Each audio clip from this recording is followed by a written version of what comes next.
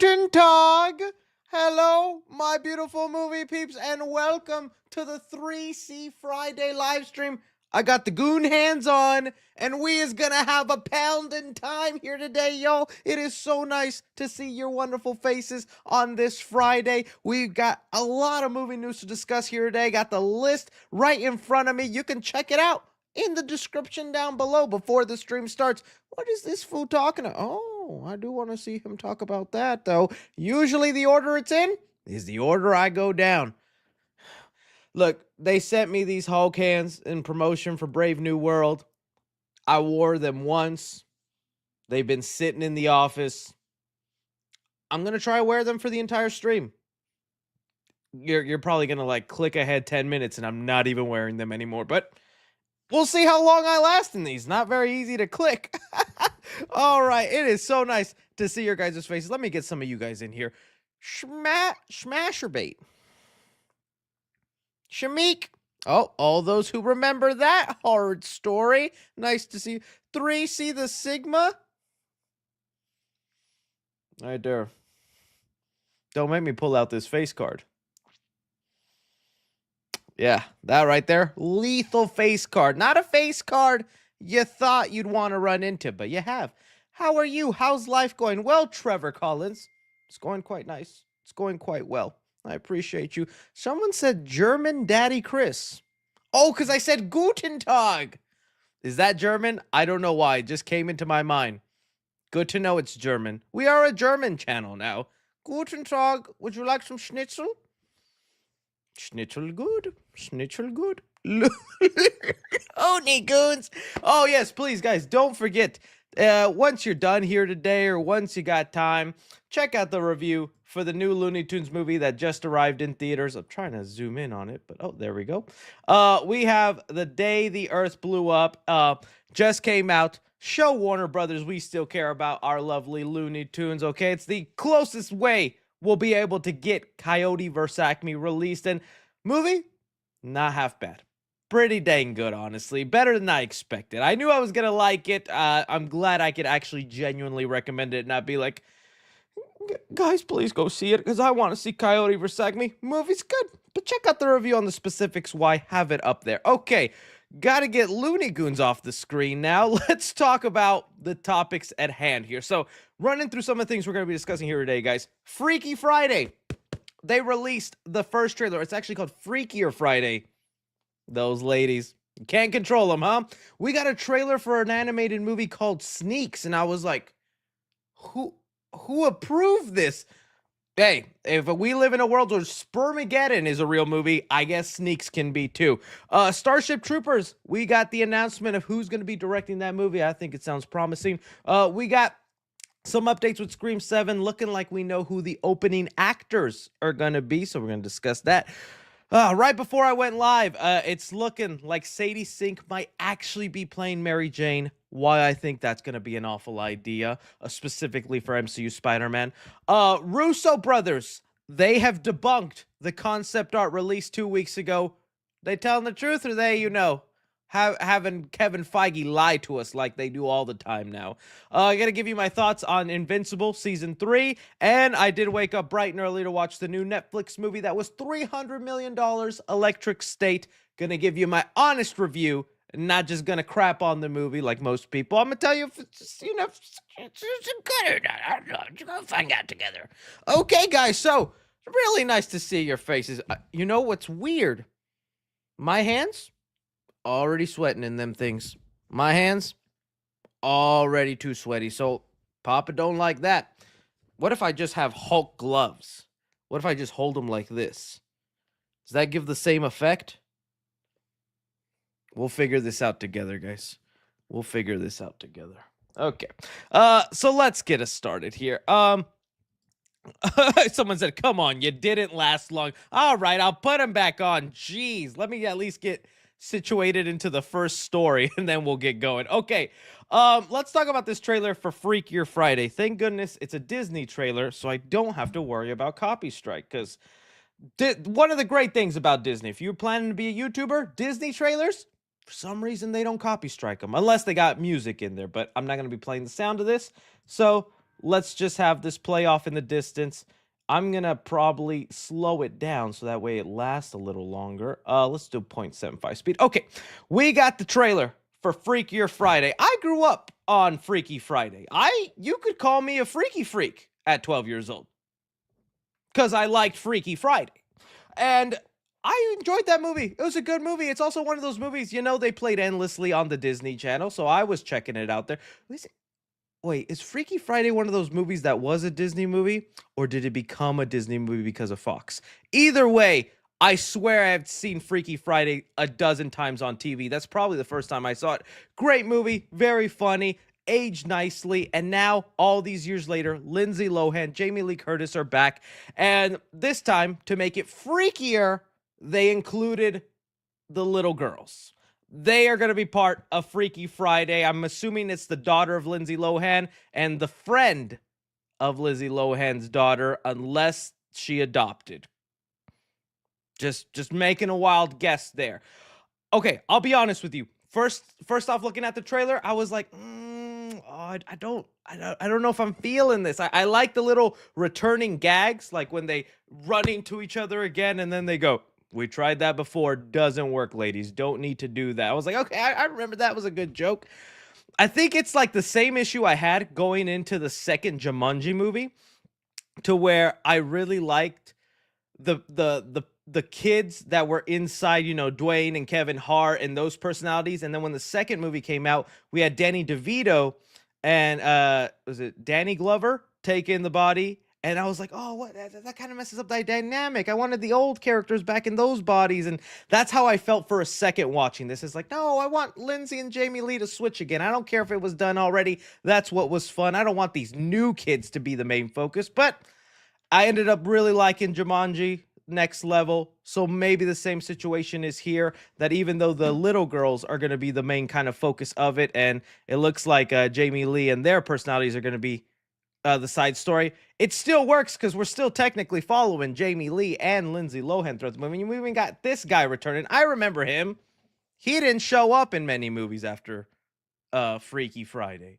He got unfreaked to Thursday, as some of you would say. So, you know what? It'll be fine. I don't know if I was like over the moon excited for this thing. I always was just something I was going to be like, okay. I am super surprised it's going to theaters. We're talking a lot about Disney now shifting their focus kind of not away from streaming. They're still going to invest into streaming. But after what happened with Moana 2 and Lilo and Stitch, the numbers are in. That trailer for the live action Lilo and Stitch, second most viewed Disney trailer, or for an animated remake. And I think that's a sign the movie's going to do really well. Freaky Friday 2, I don't know how big of a box office boom this will have. I know there's people who grew up with it, but this was like the movie I was like, I go straight to Disney Plus sequel? Sure. You did it to the Home Alone reboot. This could have had it too, but no, it's going to theaters August 8th. So we'll see, man. I don't know. To me, good enough. I'm not too crazy about it. I'll check it out. But trailer was simple. I don't know what I was expecting or how it was going to blow my socks away. I kind of wanted to see the little boy and the grandpa. Remember, that's what they teased at the end of the first one? I knew that wasn't going to be the story here, but I don't remember seeing them in the trailer, and that would have been funny to see them. Grandpa's probably dead though, so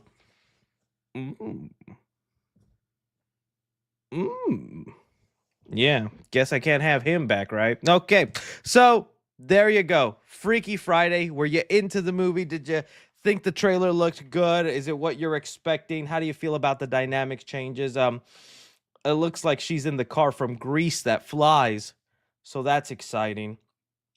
You guys let me know your thoughts on that. Okay, now talking about a trailer that, oh my goodness, Hollywood, what have we done? So I told you guys, I went to go see the new Looney Tunes movie that came out in theaters.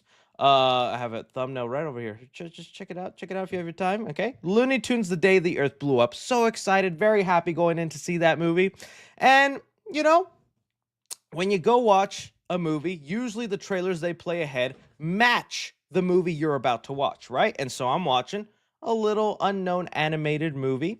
Then I got a trailer for another thing. And what I witnessed, I don't even know how to describe. So I don't know if I'll get copy strike for showing this. So I'm gonna have to show it in segments. But essentially, what we have here is a pretty low budget animated movie. I mean, just this right here, you can tell they didn't have all the money. They spent it on the voice actors because this is going to be starring Anthony Mackie. Let's see here. We have Anthony Mackie, Martin Lawrence. Sorry, it's the other names that really stick out to me. I guess those are the main ones that stick out to me. Some of you might be like, Chris, but they also have Michael Guvari. I'm a huge Michael Guvari fan, Chris. How could you not mention? Oh, Lawrence Fishburne. I do know Lawrence Fishburne. Okay. And well, I was like, okay, what is this? This is interesting. Okay. And then they bust out these pair of sneakers, right? And I'm like, oh, okay, maybe this is like an animated Like Mike movie. You guys remember Like Mike? Loved Like Mike as a kid. Well, turns out it's a movie where sneakers come to life.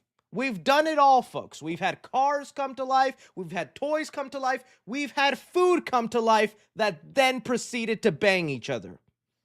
This is all real animated movies that we've gotten. Somebody did not tap into the to the sneaker category. And well, here we are. What happens next is then someone sneaks into this little boy's room and then steals his sneakers.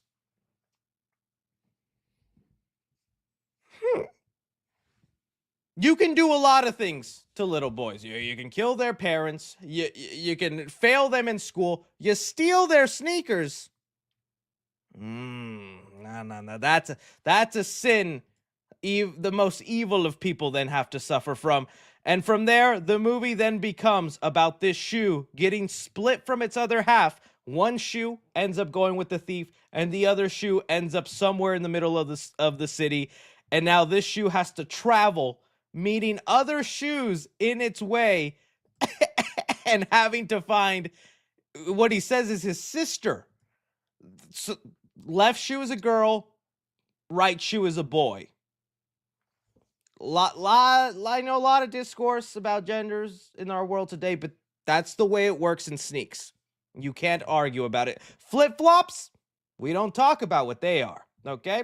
And so we got Nikes. Okay, they were actually able to get Nikes in here. I'm surprised. I throughout the whole trailer, I was like, I don't see no Adidas. I don't see no Reebok.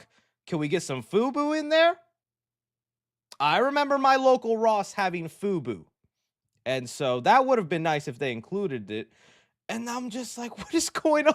What kind of ideas has Hollywood run out of? Someone just said, Chris, are you okay, man? It's these red Hulk hands. They're doing something to me. They're bringing out the feistiness in me. I'm trying here.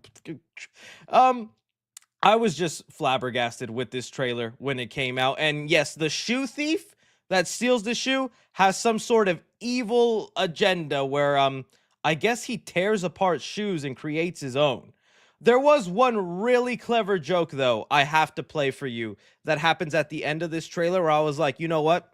That made it through that was worth sitting through the 2-minute and 30-second trailer of this. Let me get to the ending joke of this trailer because I was like, oh my goodness, they've done it. Okay, so we get to sneaks. All right, here we go. Sneaks don't talk round here. We converse. Oh! Do you get it? This is masterful. Do you understand it? Sneaks do not talk. They converse. And this line was said by a Converse shoe.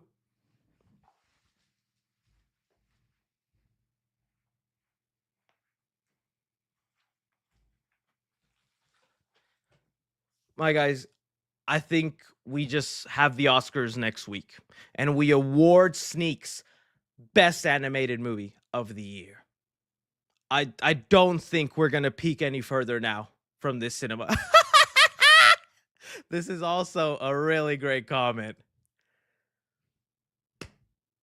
Just turned 30, but hey, humble me as you'd like. I need to be brought back down. I appreciate it. Rat. Username Rat. Like to see what age you came up with that. Okay. I'm obviously being facetious. I'm joking around here. Maybe the movie's great, and honestly, I'll be honest with you. Think back to when we were kids and think of the movies that we saw animated that probably if we went back to as adults, we're like, why did I watch that? I think there's I'm trying to think of some off the top of my head, but I could see like a 7, 6 year old stumbling upon this movie's going to end up on Netflix, Hulu, some sort of streaming service eventually. Kid's going to click on it and probably have the time of his life. He's going to be like, I wish my shoes came to life. I mean, like Mike. I think trying to describe that movie today, insanity. If you do not remember Like Mike, it was about a boy who stumbled upon a Michael Jordan's shoes, and when he put them on, he got the abilities of Michael Jordan. The rest of the movie, he became a shoe salesman and sold the most popular shoe of all time. That's the way that story went. He didn't become a basketball player. He became a businessman. That's the Like Mike sequel I would like, please. I think it actually got a sequel, which was crazy. So I'm being, a little bit of a dick to this movie. I don't want to, be too mean to the animators or the people involved, but I was blown away sitting there waiting for the day the Earth blew up, the Looney Tunes movie, and I'm just like, look at this Yeah, your mama was from Payless. Let's hear that line since I have the audio here for us. You were to go, bro. You and your mama. Oh, my mama was a Louboutin. Yeah, your mama was from Payless.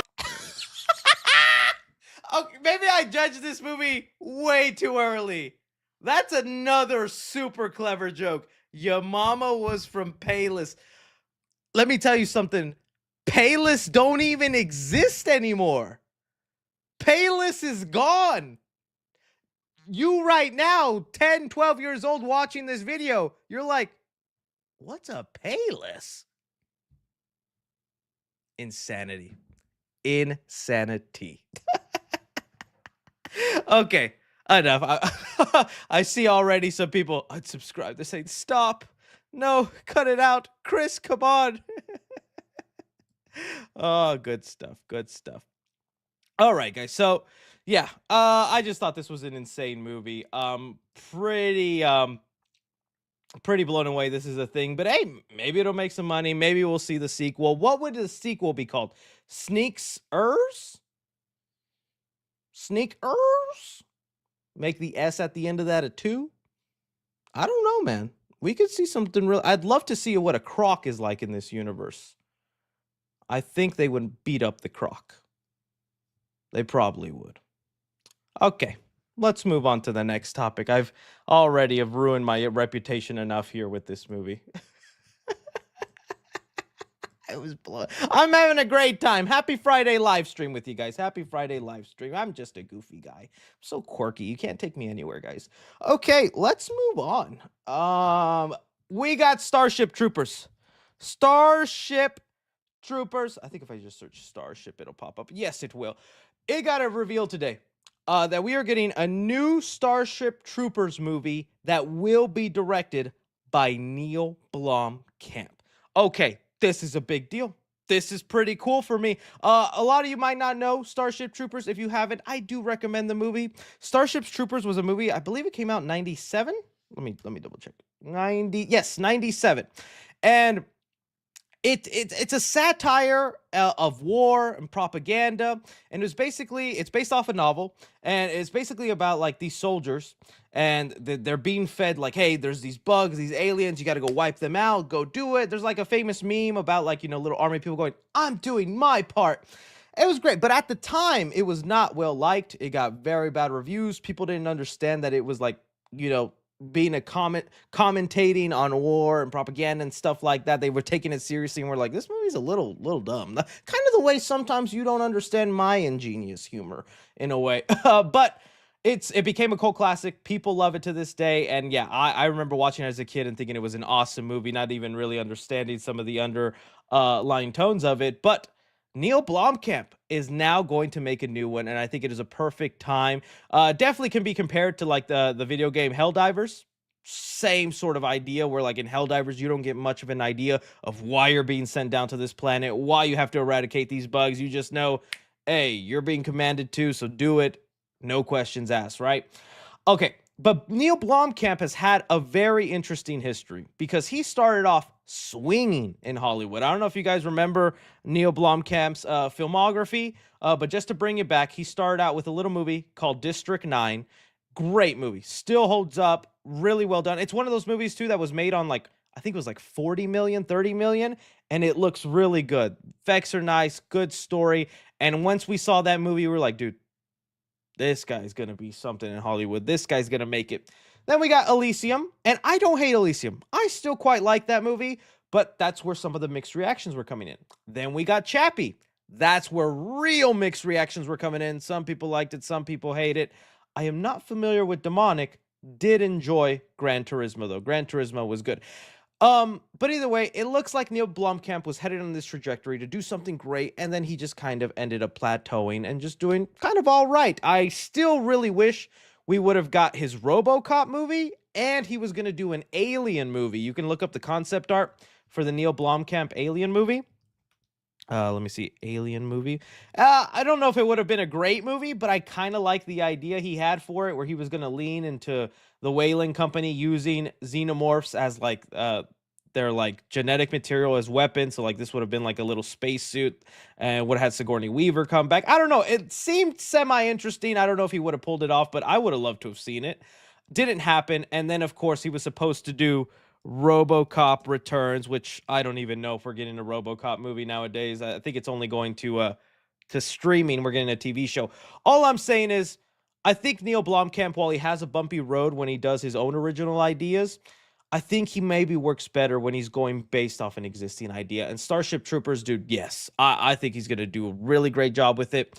I'm excited for it. I hope they nail it down. The only other thing that we got in detail with it when this article came out is that it's going to be much more faithful to the original book, the original novel. That's also something that was talked about when this movie came out, the 97 movie, because the director of this movie, it was famous that he didn't finish the book. He like read halfway through it or got like three and four quarters and then was like, yeah, I get the point. Let me just go make the movie. So I guess it means something to people. It's like, okay, well, he's actually going to like adapt the book, be faithful to it, has read it all, hopefully, right? And make it. So I don't know. It sounds exciting. I'm down for it. I think it sounds cool. I'm going to be excited. I can't wait to see what the updated effects would look like in it. And I mean, I've loved the CGI work in a lot of his movies, whether you like the substance of the story or not. CG and Neil Blomkamp movies, pretty dang good. Pretty dang good. So, you guys let me know. See how that story went so normal? Because I wasn't wearing the red Hulk hands? Something about these guys. They talk to me like the Goblin Mask in Spider-Man. Yeah, Godspeed, Spider-Man. So now we've located the source. We've located it. Okay. Moving on now. You guys let me know what you think of Starship Troopers. Let's talk about some Scream 7. Okay, so Scream 7 still this movie has now, I think, wrapped filming. They have are done making it. I wonder if this is a set photo from Scream 7. No. It's been reported that they finished filming Scream 7. It's wrapped up, so now it's going to go into complete silence and darkness, and we're probably not going to get any more information. I say until October, around the last 3 months of this year, because then they got to start promoting it for March of next year with how do I say it? Or is it, yeah, with March of next year with the movie being released. But with that, as it was wrapping filming, we got the announcement for 2 new cast members. And if you remember last time, right when Scream 6 was wrapping up, right at the end of production, they added in 2 more people, and those ended up being the people in the opening scene. So right when it was like the final week, the final couple days of filming, we got announced Samara Weaving and Tony Revolori were added on into the movie. And who did they end up being? The opening sequence, right? So if we follow that same pattern for Scream 7 right now, a week as the movie's wrapping up and getting finished, and now they've added on 2 new people. Let me see if I can get a good photo. I think we have found ourselves the actors who will be our opening sequence, and it's an interesting choice. So it says here, Landman Breakout, Michelle Randolph, and Jimmy Tatro. Everybody know Jimmy Tatro? I watched him. He was a YouTuber, and he broke into the industry and is actually making a fine little career for himself as an actor. Joined Scream 7. Okay, couple of things to discuss with this. Obviously, the kind of thing that goes on with some of these Scream opening sequences is you usually pick a big star, right? That you go the Drew Barrymore route, where you think, wow, this person's huge. They're so huge and famous, they can't possibly die in the opening of the movie. Oh my goodness, they died in the opening of the movie, right? We've had that kind of go on, but it looks like they're not going that route. I mean, you read it right here. It says here, breakout, like meaning she's brand new into the industry, Michelle Randolph, and Jimmy Tatro. You might be familiar with him since you're watching me on YouTube. Some of you guys might have seen his stuff before. If not, he did that one really funny mockumentary on Netflix about someone who graffitis penises. Check it out. I think it was called American Vandal, something like that. But anyways, even with that, he's not really a big star either. I'm happy with this. Trying to look at the positive side of Scream 7 and rooting for it with Nev Campbell and Kevin Williamson, because I really do hope Kevin, this being his franchise, he's able to do something nice. I think this might be an interesting sign for the opening scene because they're not relying on the star power. They're not relying on a big name. I think then the real beauty of the opening scene will be what they do with it, will be the actual scene itself is going to speak for itself and not the stars we have attached. I really enjoyed the opening of Scream 6. If we go back to it, they did something different and creative there where they had us follow a ghost face after the scene, right? That's the new thing they did. I thought it was cool. I kind of would have loved it, though, if they kept Tony Revolori alive and he was being forced by a different ghost face to do this stuff. Would have been really cool. But either way, it was an interesting route, and it was even nice when he, walks by Jenna Ortega's character at the beginning of the movie, and he's, acting all friendly and like, dude, we're seeing the opposite lens of a ghost face, but then he gets ghost-faced. Pretty crazy stuff, right? So that was cool. But, I mean, Samara Weaving, as far as horror fans go, she's pretty big star. So hopefully then this screams that it'll be more based on then what we do as the opening will really shock you or really blow you away. Because aside from Scream 6 doing that something new and doing different, I can't remember the last time I was blown away by an opening scene. Like the Jenna Ortega scene in Scream 5, cool to have Jenna in there, and cool that the twist was that she lives past the opening scene, which wasn't done before. But it was more of a callback to the Drew Barrymore scene, so it didn't feel that new. Although I love Scream 4, that opening scene always kind of let me down, where it's like a scene within a scene within a scene. I'm just like, it didn't hit me the way I wanted to. Honestly, I guess it's the Scream 2. Scream 2 is the last great opening scene in my opinion. I like the Scream 3 one for the voice changer, but Scream 2 was like the last one where I was like, whoa. So we'll see what happens there. I think I did see something else on the Scream update. Let me see if I can find. I know we already got those set photos coming in. I think that might have been it. So I just wanted to bring. Oh no, we had again Scott Foley going on Good Morning America, and he's talking again about his role in the movie, which is funny because he was just in an interview with a morning talk show, and now he's on it again. So here he recently said, killer of Scream 3, who's coming back for Scream 7. They announced it. He said, 25 years ago, I was the killer in Scream 3. I was brutally taken down and killed. Now I'm back, and I'm not sure how it's going to work. I got to see Nev and David Arquette again. Kevin Williamson, who wrote the first one, I was in Dawson's Creek, which was the first TV show he did years ago. He's directing this one. He had so much fun. So that's the interesting part about what his thing, because that might not sound like anything. He was actually on set. And he says here he got to hang out with Nev and David Arquette, who was just recently also confirmed another character that's died coming back into the movie. We're assuming his role is going to be so limited and small because in the last interview, he said it's a small role. But now we're like, he's on set and he's physically interacting with Nev and David Arquette. One character who's alive, another character who's dead. What's going on in this movie? Is it going to be like a thing where he's just there as a premonition, sort of just like haunting Sydney? Is that how they're bringing them back? If anything, I'd prefer the AI theory where they're like going to be used through AI, or maybe they just want the performances to feel real, so they're filming the AI stuff with Sydney there to make it feel. I don't know, but it's an interesting tidbit, right? Character who's clearly dead, and I don't think they're going to bring back to life, is physically on set with another dead character and the star of the movie. I don't know. You guys let me know what happens there. I love how every time I look at the chat, it's nothing but Inavusi, Invincigoon. Love you guys. Flashbacks is a good theory. Dream sequences is also probably a good idea. I just don't want it to go too far. Nightmare on Elm Street might be my favorite horror franchise. Hate dream sequences. They work in Nightmare on Elm Street because that's the whole point, and you actually die in a dream. When they overuse dream sequences in horror movies and it's like a metaphor and it's foreshadowing, get out of here. Get out of here. That's me. All right. Let's move on now, talking about some superhero stuff before I get into my reviews of some things. Okay, so Spider-Man 4. You guys saw earlier in the week, we got our first casting for Spider-Man 4. Sadie Sink has joined in.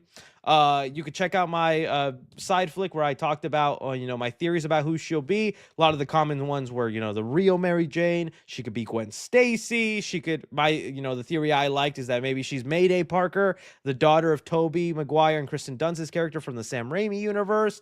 What was the other one? Some people were throwing out Black Cat. Some people were throwing out a gender-swapped Harriet Osborn. The theories are crazy. All of them could be any of them. But today, a scooper who, again, the track record has been iffy, but they end up being right sometimes, so that's why that's worth mentioning. Jeff Snyder, here, flat out says, no, she's playing Mary Jane.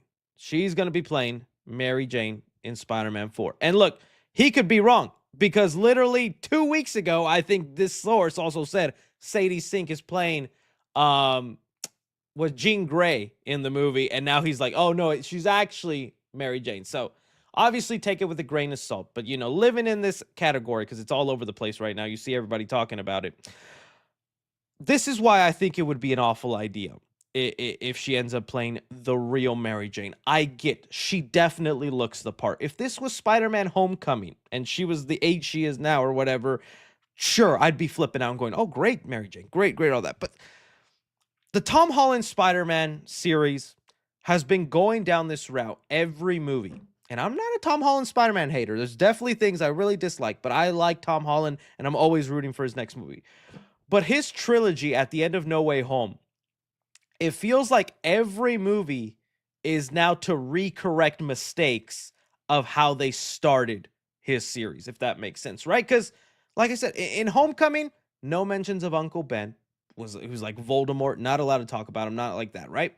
And then we eventually get to No Way Home, where we see, the whole trilogy was actually building up to his real origin, and Aunt May is his Uncle Ben, and she is the one who gives him the line, with great power comes great responsibility. I was like, okay, it was reworked in that. All right, fine, we got that. We got J. Jonah Jameson in there, and it's like, now we're going into the fourth movie, and we're going to give him a real Mary Jane. It's like every sequel is just working to undo the messy startup that they did with Homecoming and Far From Home. And I get people get mad, man. I had already people come at me, and that's fine, man. I get it. You have to come at me. I don't think I could even find the tweet, but there was someone that was like, Chris, how are you complaining already about the Vulture and Mysterio not being Spider-Man villains just because they had Tony Stark connections? Look, I get it. That's annoying points to make. I fully agree it is annoying. Doesn't mean they're not valid points. Doesn't mean they're common complaints. They're common complaints for a reason, right? So I just think if you do this and you make Spider-Man 4 where we have the real Mary Jane come in, and we know we're headed for a soft reboot of the MCU after Secret Wars, and after that, that could be how they explain Zendaya isn't there, but we have Sadie Sink as the real Mary Jane and all that. I don't know, man. I think that'd be such a dishonor to everything they've built. I think they set up a really good relationship with Zendaya's MJ, and it's just time to face your cookie. You set her up as the love interest. You follow through with that. What's this deal about how about we have a real Mary Jane? And even if she doesn't end up becoming the main love interest, what's the point of introducing the real Mary Jane and having a Michelle Jane? You know? It's like, well, but hey, look, I could be wrong. If this ends up being a multiverse thing and it works well in the story, I will happily be like, I was wrong, guys. It actually worked out well. I understand what they were doing there. Cool. But I think going down this route again, where we're trying to retcon things that were done, is just like, nah, man, why do we need to do that? Why do we need to do that, right? I mean, I also see a lot of people bring up Firestar. I don't know if you do that. Like, is that really something you want? Like, if anything, I would be somebody jumping up and down, because you don't know, Firestar is a mutant. So they're talking about introducing mutants into the movie. And I grew up on this TV show. Like, this is the first Spider-Man thing I ever saw. As a kid, this was it. Was Spider-Man and his amazing friends, where Spider-Man is teaming up with Firestar and Iceman, and he has like a bedroom where he pushes a button and it turns into like a little laboratory. That was my first Spider-Man thing ever, was that TV show. But even then, I don't, Firestar is so, it would be such an odd choice to have her introduced there. I did see one really great theory that I'm like, you know what? This could be where all the confusion is coming from. Some people have pointed out there's a famous Spider-Man story with a character named Jean D. Wolfe. You might remember them. And I got to brush up on this character, but Jean D. Wolfe had a good tie-in story. Here, let me just read her quick little biography here. The daughter of a New York City police inspector, Philip D. Wolfe, and his wife, Elisa, Jean D. Wolfe became a police detective herself, following her father's footsteps against his wishes. She worked her way up to the ranks, became a captain. D. Wolfe became acquainted with her co-workers, Captain George Stacy and Yuri Watanabe, with whom she worked together. So, and there's a famous story, and I think a version of her character that dies, and it even ties into the symbiote storyline. Yeah, see, like, this is where I remember her from, the death of Jean D. Wolfe. And again, she's a redheaded character, sometimes has a bit of a romantic interest with Spider-Man. Her name is Jean. Is this maybe where the confusion is coming in? Did you know the scooper here that they're hiring a Jean who's a redhead to be in Spider-Man 4? Sadie Sink is in. He was putting the dots together and went, oh, obviously Jean Grey. Obviously Jean Grey. Maybe it's a version of Jean D. Wolfe. I know this one's a detective and an older and whatnot, but the MCU loves to switch things up, loves to mold things to fit their ideas. And this is one of the more famous Spider-Man storylines. They've run through a lot of popular stories already. Maybe this is what they're doing, you know? We have some Daredevil connections in there as well. So maybe that's where some of the confusion was coming in. And he just was like, oh, yeah, Jean D. Wolfe. So Jean, he must be, you know, Jean Grey. I don't know. But all I'm saying is, if she ends up playing Mary Jane, you better have a dang good story. You better do this right, because I don't see the point in trying to replace Zendaya and undo what you did, other than just to be, she looks just like the comics. I happy comic book fan now. I don't know. Just my 2 cents. Just my 2 cents. Someone said Silk. I don't think she'd be Silk. It's an interesting interesting suggestion though. Let's see here. Please don't do this. Silk or Mayday Parker? Silk or Mayday Parker? That'd be funny. I like Mayday Parker, but Silk is just funny. What about Ben? All right, so there we go. You guys let me know. We're still not going to find out for a long time. And like I said, all this speculating on who she'll be, she could just end up playing like a person who lives in her building. I saw the funniest thing that someone theorized, that she's going to be the new chocolate cake girl from Spider-Man 2. Spider-Man 2. What if she is just a girl who lives in Peter's building and she's new chocolate cake? Chocolate cake? She was so sweet, wasn't she? It's very nice. Oh, that'd be funny if that's who she just ends up playing. She's chocolate cake lady, the most important person to Spider-Man's life. All right, let's move on now. We've run that to the ground. Russo brothers. Holy moly. Okay, so something interesting happened this morning. I don't like to get too conspiratorial or get too, tinfoil hat theory, but this morning, a little movie came out called Electric State, right? And I'm going to give you my review of this movie in a bit.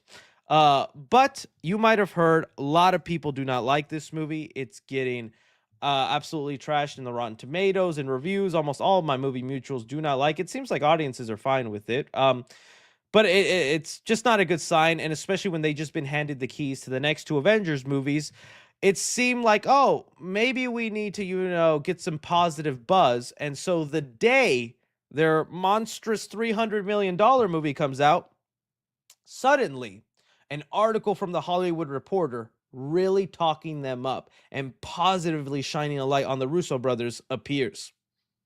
This is Hollywood, baby. There are no coincidences. Someone had to pay for this article. They didn't just happen to want to do it. Nah. That PR money right there. Wish I had that. Wish I could do that. Someone write a puff piece about me, please. But anyways, in this article, they reveal some details and debunk some things going on, like the concept art that got revealed. So we're going to talk about the concept art in a second and what they had to say about it. But I thought this was an interesting statement they made about the movie. So they said here that Marvel gave baseball cards to the Russo brothers that included every MCU actor, how expensive they are, and how many movies are left on their contract. It's the only way to keep track of the amount of characters we're working on with these two films. Isn't that kind of fascinating? That's how they're making Avengers Doomsday. If we're looking like at the Avengers cast, and it's going to be so big because of all the characters they've introduced, everybody they had, and the Russo brothers and Kevin Feige thought to themselves, let's make some Yu-Gi-Oh cards. We'll put their abilities, what they have in defense mode, how many movies they have left, how much they cost, and that's how they're planning out their movie.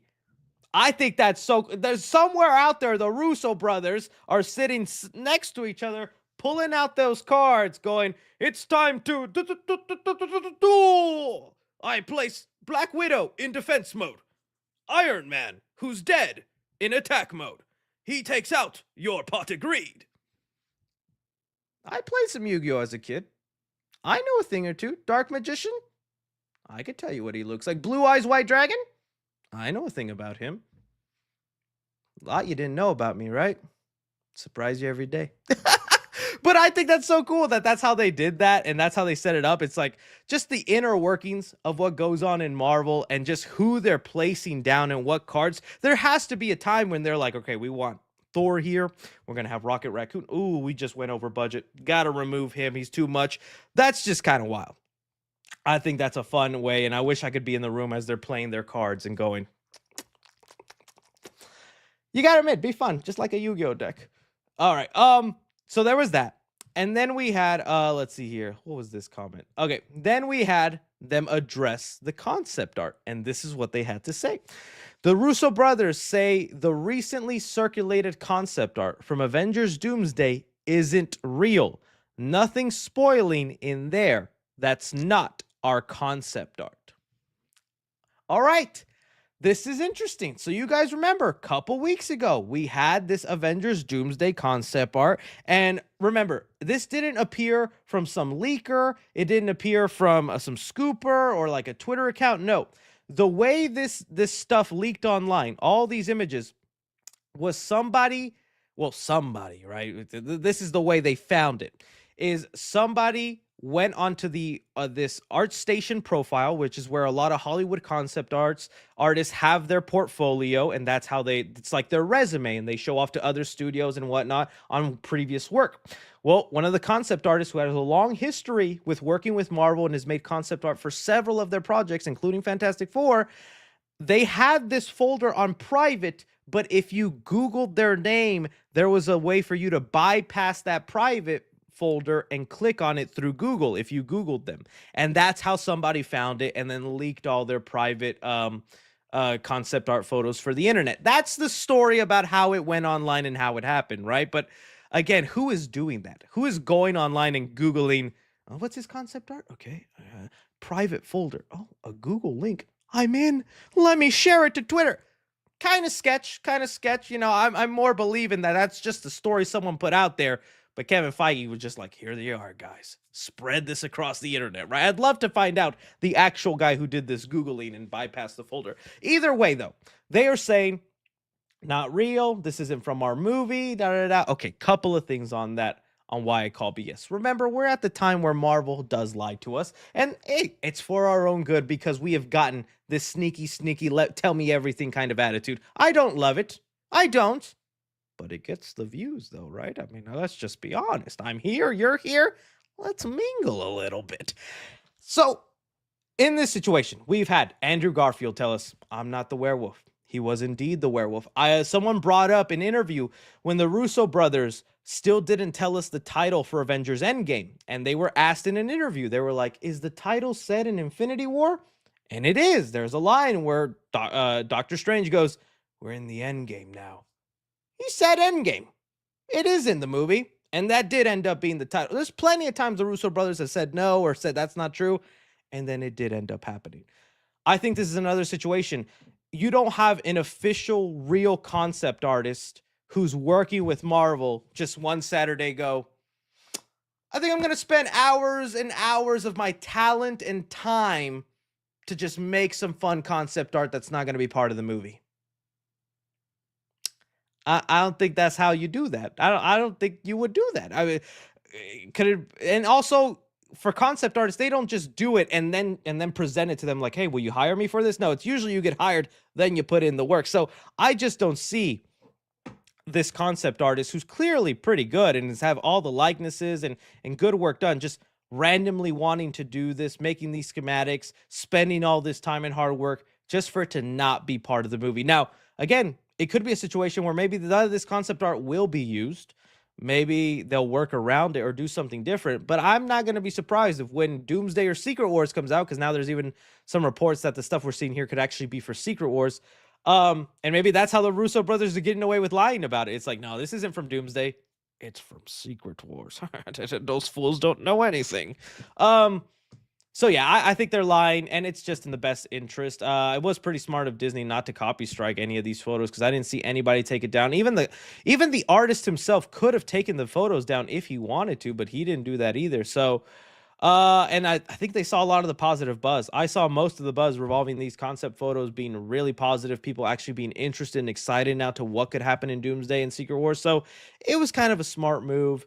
Whether they change some scenes up or rearrange some stuff, probably do that to make it look different. But I still fully believe this is intended ideas. These are intended concepts for the movie. Of course, they might change. Of course, they might not happen. I mean, you guys saw when these were going around, people brought up the concept art of like America Chavez, who was supposed to be in No Way Home. That didn't end up happening. The Hulk who busts out of the the Hulk Buster.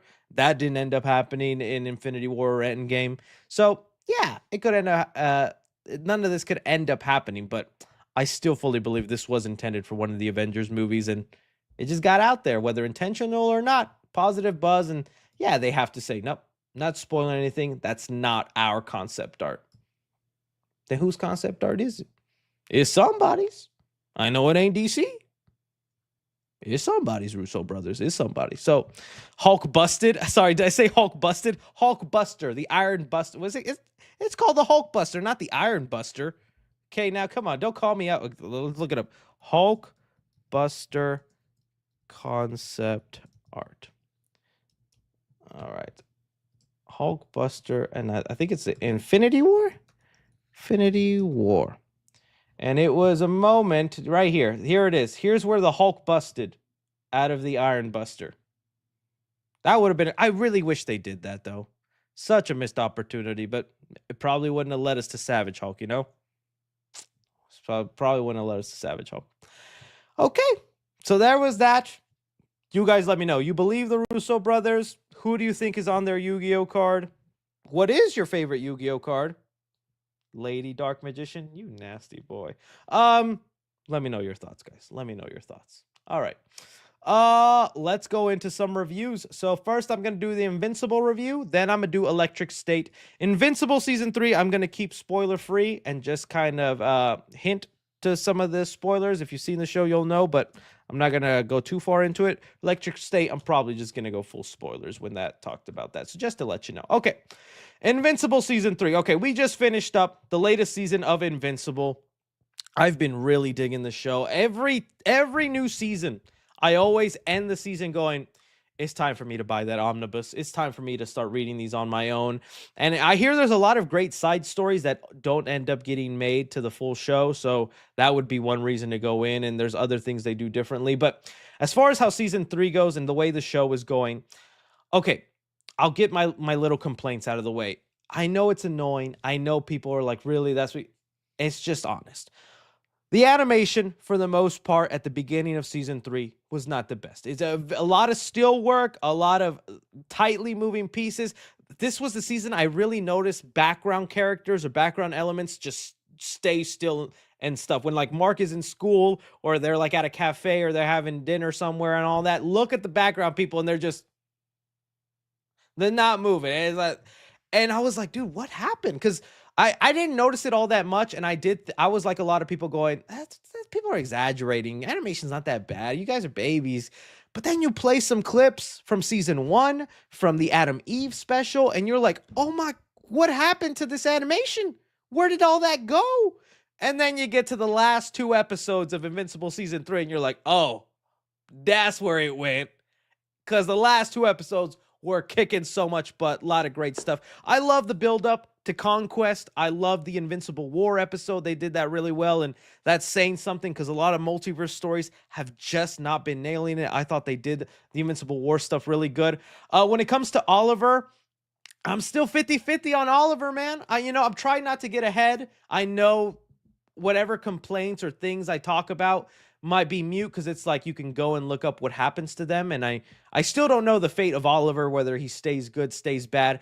But that was an interesting thing for Mark to have about not knowing whether to trust his little brother, whether he is a psychopath and killer. Because when he went after the Mahler twins and what Oliver did to the Mahler twins, I was like, oh, we got little Freddy Krueger on our hands, man. I don't know if I can trust this, but then they do other things to show his sweeter side. But I don't know. There's still times, Oliver, I'm like, I don't know if I like you, kid. You kind of scare me. You kind of frighten me. This is also finally the season where they go into Adam Eve and Mark's relationship. I thought they've been handling that well. They got over a lot of tropes that happen in the superhero stories where it happened in earlier seasons with Mark's last girlfriend, where superhero needs to do superhero things, save the world, but girlfriend's mad you don't spend time with me. You didn't make it to my birthday party. How could you save those people? It's the kind of those annoying things where it's like, you had to save the world, girl. You can have your birthday party tomorrow. And I don't want to be too insensitive, man. I guess I'd be kind of lonely too if my lady was always out and I'm like, but tonight's Fortnite night. It'd be pretty devastating. But with Eve and Mark, they get over that. They don't linger on that. They don't fight too much, but they still have their problems. They talk about their issues, and they better connect because they both are superheroes, so they know the struggle of what that's like. I also like they didn't dwindle too hard on when Mark was like, Multiverse, you said that you're down. So are you down? Because I'm down. And that was a whole thing and whatnot. But so loving their relationship, and man, that final episode, I was like, you earned it, Mark. You go, bro. You go. Yes. There was a big character death this season. I definitely I want to talk about the Aaron Paul episode too in a sec. But there was a big character death. I was pretty saddened by. If you've seen the show, you know who it is and the way they handled it. I thought that was also done well. The way it led up to that character. You could also see it coming too, because they do that thing of finally making them a likable or a good person, or they're changing their life around. They're finally being who they need to be. And that's when it's time to get rid of you. But the sequence about how this character died and how they went out, so badass, so cool. It was pretty sad to see like that. The Aaron Paul episode, I gotta admit, was a little funny to me. Mainly because I could not stop laughing at how much I just kept thinking about Aaron Paul in the scene from Breaking Bad where he's like, he can't keep getting away with it. Every line this character had that same inflection and tone. Invincible, you killed them. You're gonna suffer. I couldn't stop laughing. It was so funny, just the way Aaron Paul played that. But it's a good storyline and one that's very common. There's a lot of people that be dying in the wake of Mark and when he's trying to save people and whatnot. So that was pretty funny. But Aaron Paul I can't imagine his voice wasn't raspy after every voice recording, because it's just Invincible. He can't keep getting away. Getting on to the conquest and the final. Also, never mind. Hang on. I want to talk about Cecil too. Cecil had a lot this season. It was so interesting seeing the discourse surrounding Cecil this season because I was with Cecil from the beginning when he's like, "We gotta prepare. I can't always trust you." He's doing shady stuff, but that's that solo episode where we got to see a little, not solo episode, but where we got to see a little bit of like his origin, how he started up, how he got his face and all that, really built him up well. They're almost building him up too well, where he's becoming too right, where I feel like they need to recorrect a little bit because Mark is the hero and his instinct should be a little spot on not to trust Cecil too much, but Cecil was really spot on this season, and I like that dynamic because there are times where it's like, Mark, I get why you're pissed, but at the same time, I think Cecil's making the right call. Cecil's doing what he needs to, and we just got to let him cook. But I do think next season we should see Cecil maybe teeter-tottering with that power and putting Mark back in a position where it's like, see, so I can't trust this guy. I don't know. It'd be interesting if they keep him right every time, right? But I really like that. And the Conquest episode. Okay, let's talk about that. Biggest complaints people have had with Conquest was the voice. Stand ready for my arrival, worm. See what I did there? Perfect Conquest. What we got? Stand ready for my arrival, worm. I don't care about the voice. I didn't get those TikToks where they use like Thanos' AI voice, so maybe I didn't have that bad expectation. But this was a great episode. Really cool. So much blood, grotesque. It's animated, but I'm still going, oh my God. Ah! A lot of people got hurt, and I'm glad this was also the episode they finally gave Eve more of her abilities, because I was also pissed how most of the season Eve was fighting using just walls and bubbles. That's all Adam Eve had through 90% of season 3 was just walls and bubbles. I'm like, in her solo episode, she had like parachutes, she had like spike balls, she had all these creative, it's almost like Green Lantern powers where you conjure up everything, and all season it's like, here's a wall, here's a bubble, here's a wall with 2 sides. And I'm like, Eve, you can do more. And she goes Power Ranger mode, throws them spiky balls, had a lot of cool stuff. I thought she put Conquest on the edge of it was edging Conquest. Sorry about that. But it was putting Conquest in a very interesting position, and it was heartfelt and everything involved with that. Just a great season is all I can say. Really good stuff. I can't wait for season 4. I am again saying to myself, I should just probably read up and catch up, but I just like the way this is going. I hope they also follow through with the live action adaptation, because I can't imagine some of these sequences and storylines being told in live action. That's just going to be interesting. And Seth Rogen, who I believe is a part of the Invincible animated show, is also looking to be part of the live action. So I hope we get that done. So yeah, good stuff. Good stuff, guys. All right. Wait, Chris, you edging? I'm on the edge of my seat talking about Invincible. So yeah, you guys let me know what you liked and disliked about season 3. I had a really great time with it. Really great time with it. Okay. Now, something I didn't have the greatest time with, but I do want to be honest a little bit on the movie, was Netflix's Electric State. Okay, so there's been a lot of talk and hype about this, and I will say off the top, probably going to be some spoilers, but even then, this isn't a movie you could spoil that much. There's only like 1 or 2 big things. It's the kind of movie you just enjoy and turn your brain off if you're really going into, but if you care that much about some spoilers, just there, but I'll try to be mainly vague on it. Okay, a lot of the lead up to the movie had been pretty negative because it's Netflix's most expensive movie at $310 million, I believe is the budget, which is the price of like Infinity War and Endgame. And the first reviews had it at 10%, now rocking 17%, with audience score 72. That could go lower. Today the movie came out. I decided to put it on and be like, okay, is it really that bad? I mean, we got a nice decent cast in here. Chris Pratt, Ki Kwan, Andy Muschietti's in there. I didn't see him. Stanley Tucci, Anthony Mackie, Woody Harrelson. Some pretty notable faces. Millie Bobby Brown, all that. Okay, I'm gonna start off with some positives and say I don't think the movie is so awfully bad where you look at that 17 or 10% on Rotten Tomatoes. I don't think it is that bad. I think there is definitely some over harshness. I think this is a movie that can very much be enjoyed by some people, mainly people who don't watch a lot of movie and just prefer eye candy. But with that said, even though I don't think it deserves the 17-10% it got on Rotten Tomatoes, it don't really deserve that much higher. There is a lot just off about this movie. First off, it's just a big mixture of so much you've seen before. It starts off, the basic premise is we live in a world where in the 90s, for some reason, we got really crazy with animatronics. We were just like, hey, Chuck E. Cheese is cool. How about we just make Chuck E. Cheese everywhere, right? And so they were just like, animatronic here, animatronic there. One day, the animatronics came to life and said, we want rights, we want freedom, and there was a war.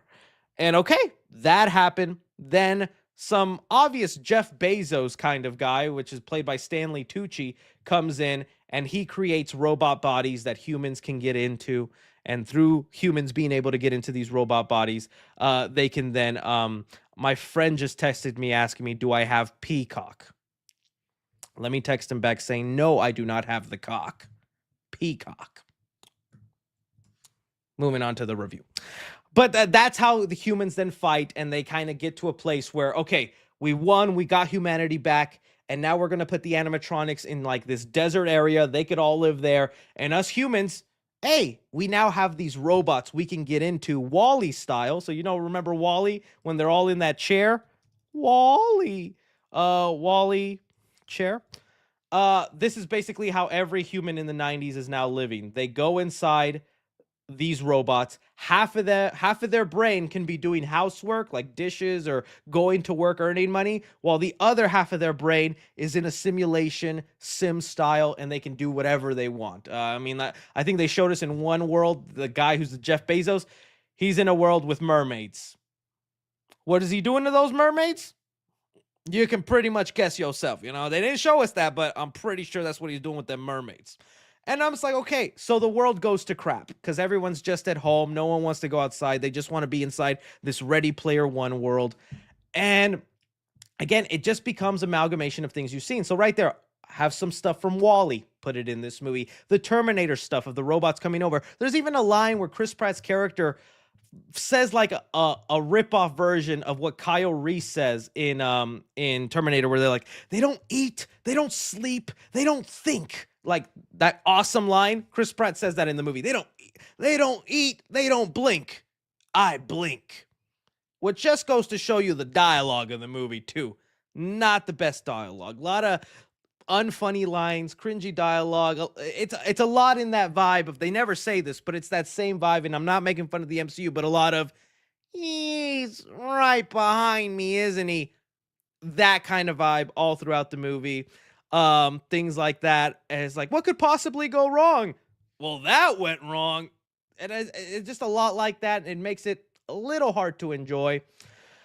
And so I think that's just the big problem. Even like one of the main robots, again, it's tropes that we've seen before. He talks like Bumblebee in the Transformers movie, where he can only talk through phrases said from his cartoon show. So while Millie Bobby Brown's trying to have a conversation with this robot, he's just picking out lines from his show like, let's get ready, kids. Let's take them down. And it's just like a Bumblebee thing. So it's like the movie is a mishmash of just everything you've seen thrown together. But I think the biggest downfall of it, Chris Pratt, Millie Bobby Brown, they're just not interesting characters. You don't care too much about the relationship. They set up this brother thing that Millie Bobby Brown is trying to discover and uncover all throughout the movie. It's just so hard to care about. And I'll tell you the twist of it as well. And the other thing, too, it's an expensive movie. And don't get me wrong, the CGI, gorgeous. All the robots, the fight scenes, they all look great. That's not a problem in the movie. You can see where the $300 million went. But after like 5 minutes, it's just visual noise. It's just robots. So many robots on screen, you don't appreciate it. It's just literally noise on the screen. Very expensive background noise. It's one of those times where it's like, dude, this is something I should have seen in a theater, because at least in a theater, I wouldn't have the urge to be grabbing my phone and just like tuning out of the movie, because it's just a lot of like that. They have 300 robots on screen. They're trying to do something interesting, and it's not. And I think that's also kind of the problem with the Russo brothers. They have the money and the resources to maybe handle or do something with this expensive money, but with this much, there's no how do I say it, visual flair. A lot of it just looks uninteresting. You have these gigantic robots, these huge landscapes, but it all looks so dull. It all just looks so gray and flat. But it shouldn't, because it costs $300 million. And so it's just a lot where you're just gonna tune out and go, this is a really expensive nothing movie. And I think you'll get bored halfway through it and not care about the story. Some of the character turns, like Giancarlo Esposito, someone said bro hating on the entire movie. And so like that's also the thing I want to say. This is a movie I could easily see my dad, my uncle checking out, putting it on in the background and being like, hey, that was fun. That was enjoyable. It's the kind of thing where if you've seen enough movies, you just can, it just the red flags of like why this isn't working pop up. But if you're someone who just doesn't dive too much into watching movies or really seeing a lot of the patterns that they're just recycling, reusing, and throwing at your face, yeah, to you it's gonna be like, that was awesome. That was I've never seen anything like that. And I'm just like, I've seen a lot like that, and this wasn't even a good, refreshing version of it. Let's see here. I'm trying to think of what else. To me, like I said, it's on Netflix, so it's also just hard to like not even be like don't watch, It's like you can put it on, but I guarantee you 10 minutes in, you're just gonna like it's so funny to me too how one of the main characters of the movie is literally the peanut from the brand of the peanut mascot. That's not even like a joke or me being like, bro looks like the mascot from Peanuts. No, in the movie, he's literally the peanut mascot. This guy, that's who he is. He's literally that guy in the movie. He was built as an animatronic to be the peanut mascot. Then when they ran and took over the world, he just ended up becoming the leader and the main animatronic that everybody else follows. It's just so silly and weird. I wanted to really like it just because that's such a cool idea, right? A world where animatronics come to life. They want to take over, but it's done so dull. And I don't get why having the 90s aesthetic. The movie is set in 1994, but all the technology is clearly so advanced and so much more ahead of its time that it's like, what's the point of making it the 90s? And like the soundtrack was barely 90s. It's a lot of very common mainstream overused songs. What was it to give, Chris Pratt this haircut and clothing? Is that why they made it the 90s? You could have made them look like that and say it was modern day, wouldn't have batted an eye. So like they don't even do something good with the 90s aesthetic of the movie. I if anything, it just doesn't mesh well because everything is so clearly much more advanced. You know how like Star Wars, modern day Star Wars, because it was made in the 70s and 80s, they try to and that future, but in today modern Star Wars, they try keeping that same flavor. It's like this is what they thought, this was what a Star Wars panel looked like with 70s, 80s technology. They don't really do that kind of meshing well. It's like this is all clearly super advanced stuff, but hey, it was the 90s, right? So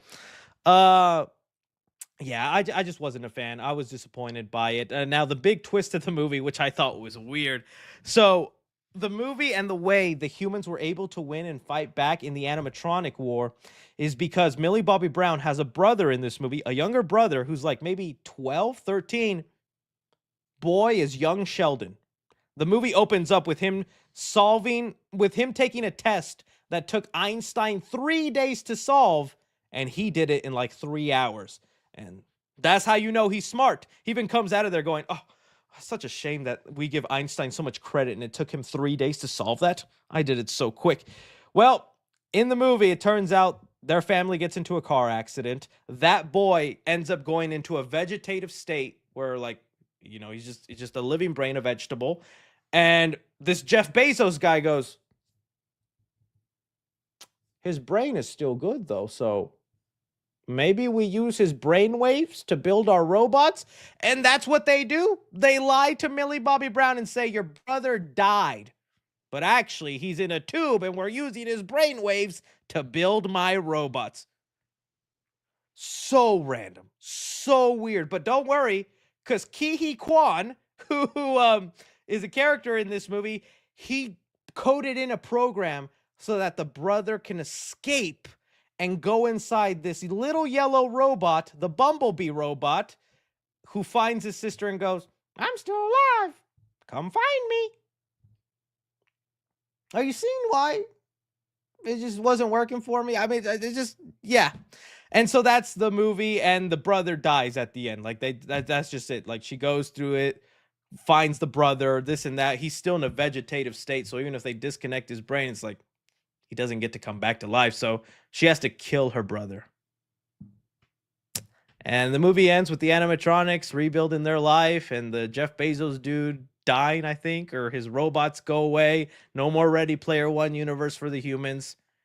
It's just the 90s now. Get ready for Facebook and Twitter, even though you're way ahead of the game.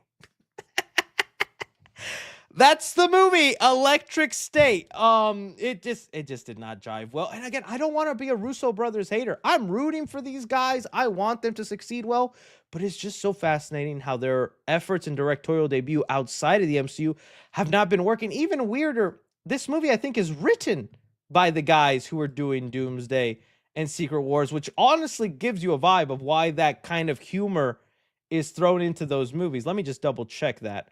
Let's see here. Let's see here. Yeah, Chris Marcus and McFeely, they are writing Nemesis. Okay, no, but they did write Endgame, Infinity War, Civil War. So it's like it's not all bad. I mean, Civil War was good, and Winter Soldier was good. Infinity War, Endgame, they write the screenplay, and I liked Gray Man. But it just wasn't jiving well there. Interesting. Um, yeah, guys. So I was just not a fan. If this was a situation where it wasn't basically free on Netflix, if you have a subscription, I'd tell you to avoid it. But because you're just able to watch it from the comfort of your home, give it 15 minutes. If you find yourself bored, movie's gonna be what it is, just background visual noise. That's kind of what it ended up becoming to me. It's 2 hours long too, so I don't know, not for me. But if you loved it and you thought it was awesome, let me know. I will say, what's his name? Anthony Mackie and this robot. Pretty funny robot. Pretty funny robot. All right. Those are my thoughts on Electric State. Okay. Well, that was the final topic, my Dooley Dadleys. So now it's time for you guys to steer the questions. Tell me what to talk about, and we will get in to all of this. Just finished it. It sucked. Actually, let's read some user reviews. I want to, as we're getting ready for that, I want to read some user reviews. Let's go positive. They don't all have to be horrible. Let's see. Electric State. I'm going to read some positive ones, negatives. I just want to see what the people are saying. It's still at 72. So some people are enjoying it. Okay, here we go. This was an enjoyable movie. The feel was 80s Goonies and Howard the Duck for me. Well, it was set in the 90s, you dumb idiot. No, I'm just kidding. It says here, very funny movie, although not well adapted from the original book. Oh, it's based off a book from Simon Stengel. Billy was a miscast for the role. That's another thing. I don't want to say it because she just started out young and she's still moving in her career. Millie Bobby Brown in this role, not doing it for me. And if I'm being honest, in a lot of movies I've seen, Millie doesn't stand out. And I did like her in Enola Holmes. Enola Holmes, solve the crime, Enola. Like her in Stranger Things, but yeah, I don't know. Okay. I almost didn't watch because of the reviews. Great Friday night sci-fi retro journey. Best movie ever. No. But fun characters and cool visuals. Okay, that's nice. I'm going to be honest. I'm not a Millie Bobby Brown person, and I don't think she's the best actor. But I love the movie. I thought the message was great. The acting was what I expected. The CGI was awesome. And I will probably watch it again if I got nothing else to do. Well, you'd watch it. I would not watch this again. But the CGI is great. No doubt. Okay, I want to read some. That's going to be a long one, though. So let's just see this one. Okay, half a star. Main account, just to say how this adaptation was. The source material had so much great scenery and robot designs, then the Russo brothers turned it into a bland Netflix slop. Let's see one more. I can't believe how many things are awful in this movie. The writing is ridiculous and embarrassing. The acting from all the actors is so bad and sophomoric. All of the robot characters they use are unsympathetic and not likable at all. They should win big at the Razzies. Oh man. So there you have it, my Dooley Daddies. There you have it. We'll see what happens next. We'll see what the next big movie they come out with. Okay.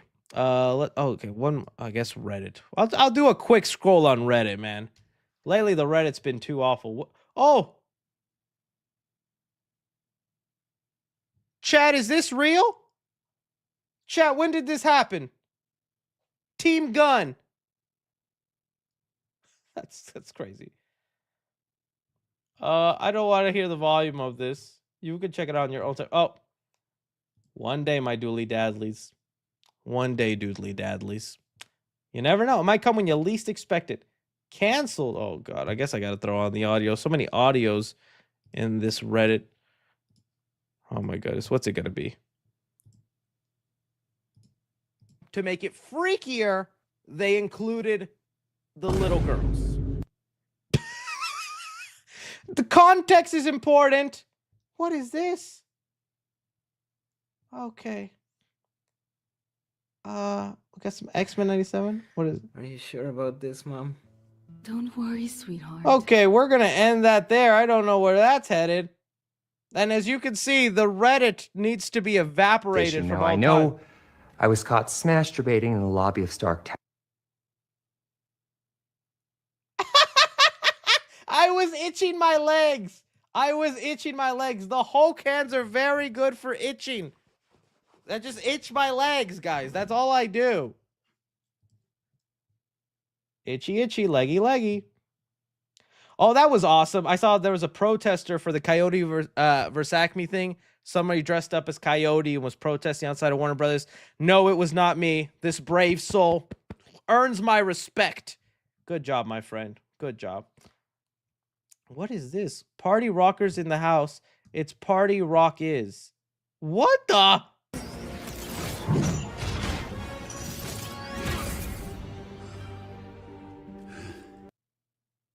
I gotta be careful. Okay. I don't want to get copy strike. All right. That was good. I'm going to take off this cardigan because your boy is heating up. So.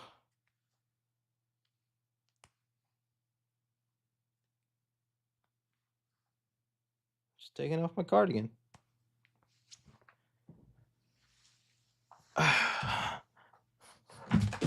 Batman!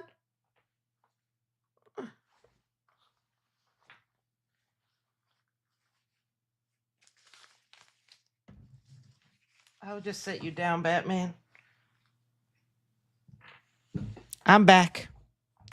Okay, let's get into these super chats. Whew, sorry guys. It's hot. It's starting to get summery. Well, it's spring, but it's starting to get summery in Texas. And ooh, this room gets hot with all the lights. With all the lights, all of the lights. Dun, dun, dun, dun, dun, dun, dun, dun, dun, dun. Down, all of the lights. Okay, let's go into these super chatty chats. All right, chat. Let me move this over here. Just get my setup the way I like it. Okay, perfect. All right. Zootopia 2 storyboarder says there might be a new trailer coming soon. Well, I hope so. I guess maybe that's why they released Lilo and Stitch early, because they were saying that Lilo and Stitch was going to come out with the Snow White movie. Snow White's still like 2 weeks away or 1 week away. And so it came out a little earlier. They probably want Zootopia to be the bigger trailer. You know, they didn't realize how big, whatchamacallit, Lilo and Stitch would be. So that's probably where it's going to happen, in front of Snow White. And that's why Lilo and Stitch came out a little earlier. What are your top 5 Jim Carrey movies? Okay. You guys know I love Jim Carrey. One of my favorite actors of all time, is the reason I even went down the path of loving movies. Sonic ain't going to be on this list. I'm just going to tell you right now. Love him in the Sonic movies. Not going to be on this list. Number 1, Dumb and Dumber. My favorite Jim Carrey movie. Still my favorite comedy of all time. Love Dumb and Dumber. Then I'm going to go The Mask. Love The Mask. Got to throw in The Truman Show. It's got some good laughs, but dude, is it a nice, heartbreaking movie. Great performance. And just what a great concept. Ahead of its time. Truman Show in there. Eternal Sunshine, The Spotless Mind. Just throwing another serious one out there. That was a movie I saw as a kid, and I was like, that wasn't funny. Why Jim Carrey no funny? Give me funny. You see it as an adult, and you go, it's actually very complex and quite funny how depressing it is. Right? And then I'm throwing in Liar Liar. I'm throwing in Liar Liar Gang. That's me. That's how I'm doing it. Have you watched Pixar's Win or Lose yet? You got me once again, DJ. I actually did start watching it. I'm 1 episode in, though. I do got to finish it. And you could immediately tell, because I talked about how I didn't like Monsters at Work. And I'm like, how could Pixar drop the ball on that? And that made me not really want to watch more of their shows and all that. And you guys let me know, well, Pixar didn't work on that. That was Disney Animation. I was like, oh, So now definitely seeing the difference in there. I'm liking it so far. Definitely going to continue it on. Just, hey, Thursday was Jack Reacher and Invincible night. Today is Severance, which I got to watch that. And I don't know why I started watching White Lotus. Quite liking White Lotus. A lot of guy butt in White Lotus, but still a good show. All right. Thoughts on box office of Brave New World? 1 month. It ended kind of mad, did right? It's Brave New World. I think it's gonna end with 400 million. Is what they were saying. Is what it's gonna end on. It's a disappointment too. Dang. Let's see. It'll end up being in the 10 lowest grossing MCU movies.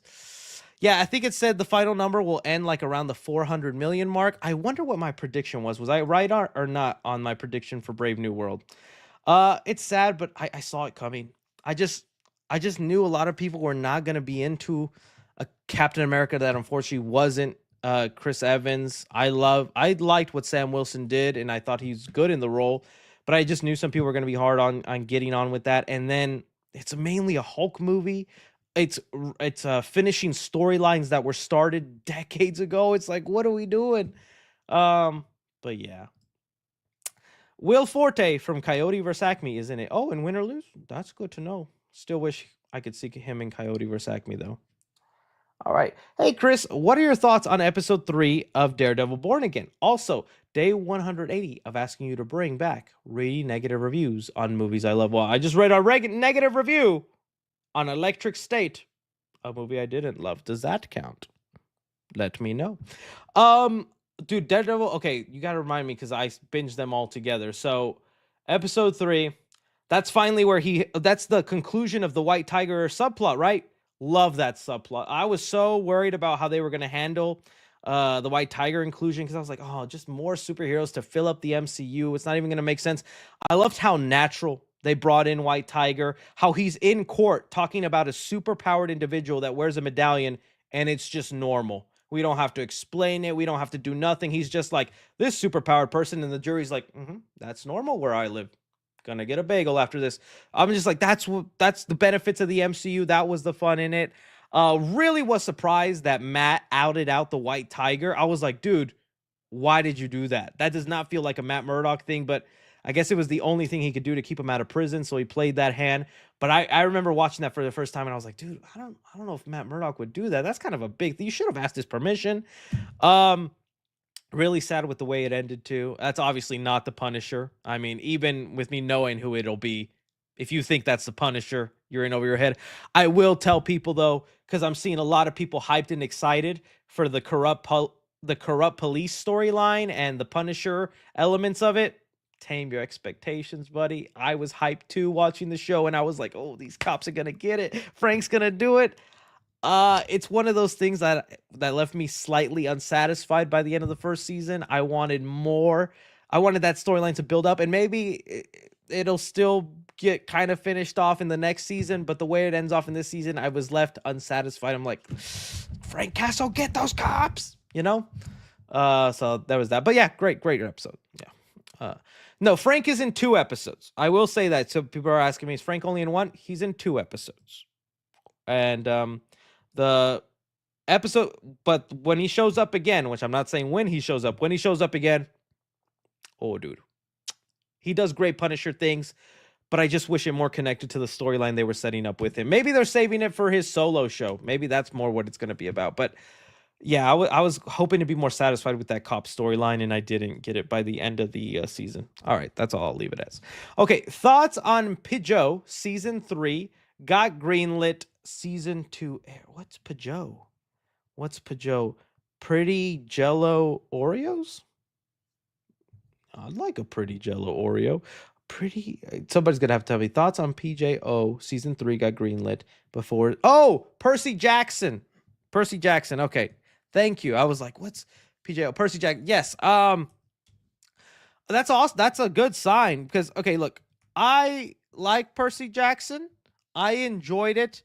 But I wasn't over the moon about it. It definitely felt like it was, aiming towards a younger audience. And I mean, that's fine. That makes sense. The books are for young adults. And I even was more sad I wasn't like super, super into it because I don't want to brag or anything, but Walker Skullball is kind of like a friend of mine. He's kind of a fan of the channel, follows me on TikTok. Who knows if he even still cares? But here I'm just trying to find the one photo so I can show off and name drop to you guys. Yeah, see, here I am with Mr. Percy Jackson himself. Yeah, I'll put it on the big screen. There I am with Walker Skullball. I got on my knees so that we would be at the same height. So no, Mr. Percy Jackson is not taller than me. Do not use that to bully me. That's not what's happening. But he was a really nice, cool guy.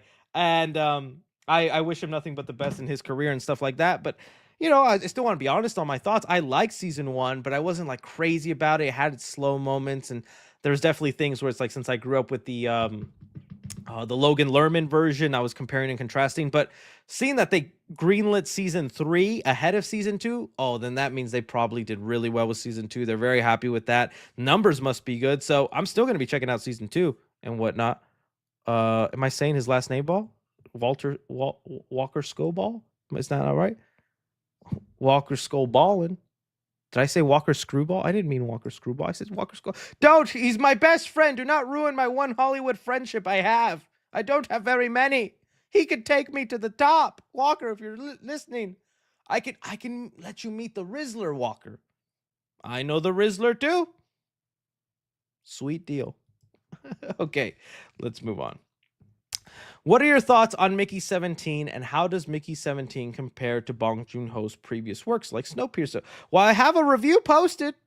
Was one of my least viewed videos in like weeks, but I'm doing the reviews because I movie review guy. Same thing with Novocaine.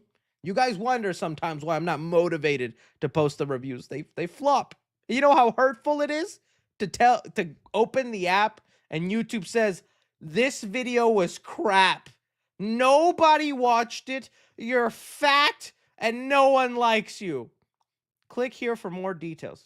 I always click for more details. YouTube is very honest, I know I shouldn't let that stuff get to me, but it does. So thoughts are on the Mickey 17 video, but it is unfortunately one of my least favorite of Bong Joon-ho's. I guess I set my expectations a little too high for it. I like some of the ideas. It was exploring, but there were too many and it didn't stick to one, whether it was the moral dilemma of the cloning or Mickey 17 as a character, his love relationship, the Mark Ruffalo character, who's obviously a combination of like Trump and Elon Musk. That's what they were doing in that movie. And then there's the planet they go on. And then there's this like commentary on immigration and animal cruelty and things like that, respecting the land. So many ideas, and they only barely get touched upon. I would have liked if the movie just focused on one and really dove into that, but other than that, still pretty good. Everybody's saying they watched the review. You guys make me feel loved. Thank you. I'm just kidding. I'm exaggerating. I'm very, very grateful for y'all who watch, and I know sometimes you're just gonna post a flop. It happens. It's fine. I can't expect you to watch every video. I just being a little grumpy grump. The Muffin Boy says, what's your Mount Rushmore of movie franchises? Ooh, franchises. That's a good one. Okay. Number 1 on the list, you have to put Marvel. Whether you think Marvel's fallen off or whether you think that they're not doing good things anymore, you can't deny they are the cinematic universe, probably the most successful one. They're doing good stuff. You have to put Marvel up there. Okay, I'm putting Marvel as one of the Mount Rushmores. 3 more. Dude, that's going to be a tough one. I would want to say Star Wars, but I'm not a big Star Wars guy, so I'd be feeling a little disingenuous with my answer there. But if you're a Star Wars guy, I don't blame you for putting it up there, but I'm not going to right now. You know what? You're going to think I'm crazy, but it's almost $1 billion every movie, and it's still kind of kicking. Fast and Furious, baby. I know. It's crazy, and that's worthy of me getting boinked on the head. Family. Dominic Toretto. That's up there. That's up there, right? Okay. Jurassic Park, pretty big one. Still kicking to this day. Still running strong. Every movie still makes a bunch of money. For sure, got to do that. So people already hating the. It's some people said like Back to the Future, and I would love to put it on there, but it's done. So like franchise like ongoing, still running to this day. It's like It did its thing, and I love it, and it's a great trilogy. But it's over. You know what? You guys are gonna hate me also for this. I see Godzilla on there. Transformers probably another good idea. Oh, Harry Potter, you're right. You're right. The monsters. These are some good ones. This is some good. You know what? I might put. But Harry Potter just rebooted too. But that it is still going. Oh, you know what? I like TMN. Oh, Spider-Man. Well, that's Marvel. TMNT. I saw someone put there. I didn't put a horror franchise on there. I could have put Scream, Indiana Jones. This is too hard. I don't want to do this anymore, Dad. That's too damn bad. Okay. Coast Fallon says best dance sequence in a movie. Oh, Kevin Bacon in Footloose. A Footloose. Kick on your Sunday shoes. Hooey. Any scene from not Step Up. What was that one movie where they were dancers? You Got Served? Dude, I was eaten up. You Got Served back in the day. I should probably go back and like review that. How many You Got Served movies there are? If you know what You Got Served is, we can be best friends. You Got Served. I bet if I watched those dance sequences today, they would look awful. He got a 14% on Rotten Tomatoes. No. Now who got served? And why did someone always have to die in these movies? You guys remember that? We got a big dance battle. We could win money. We can make it out the hood. Oh, little Jimmy got shot.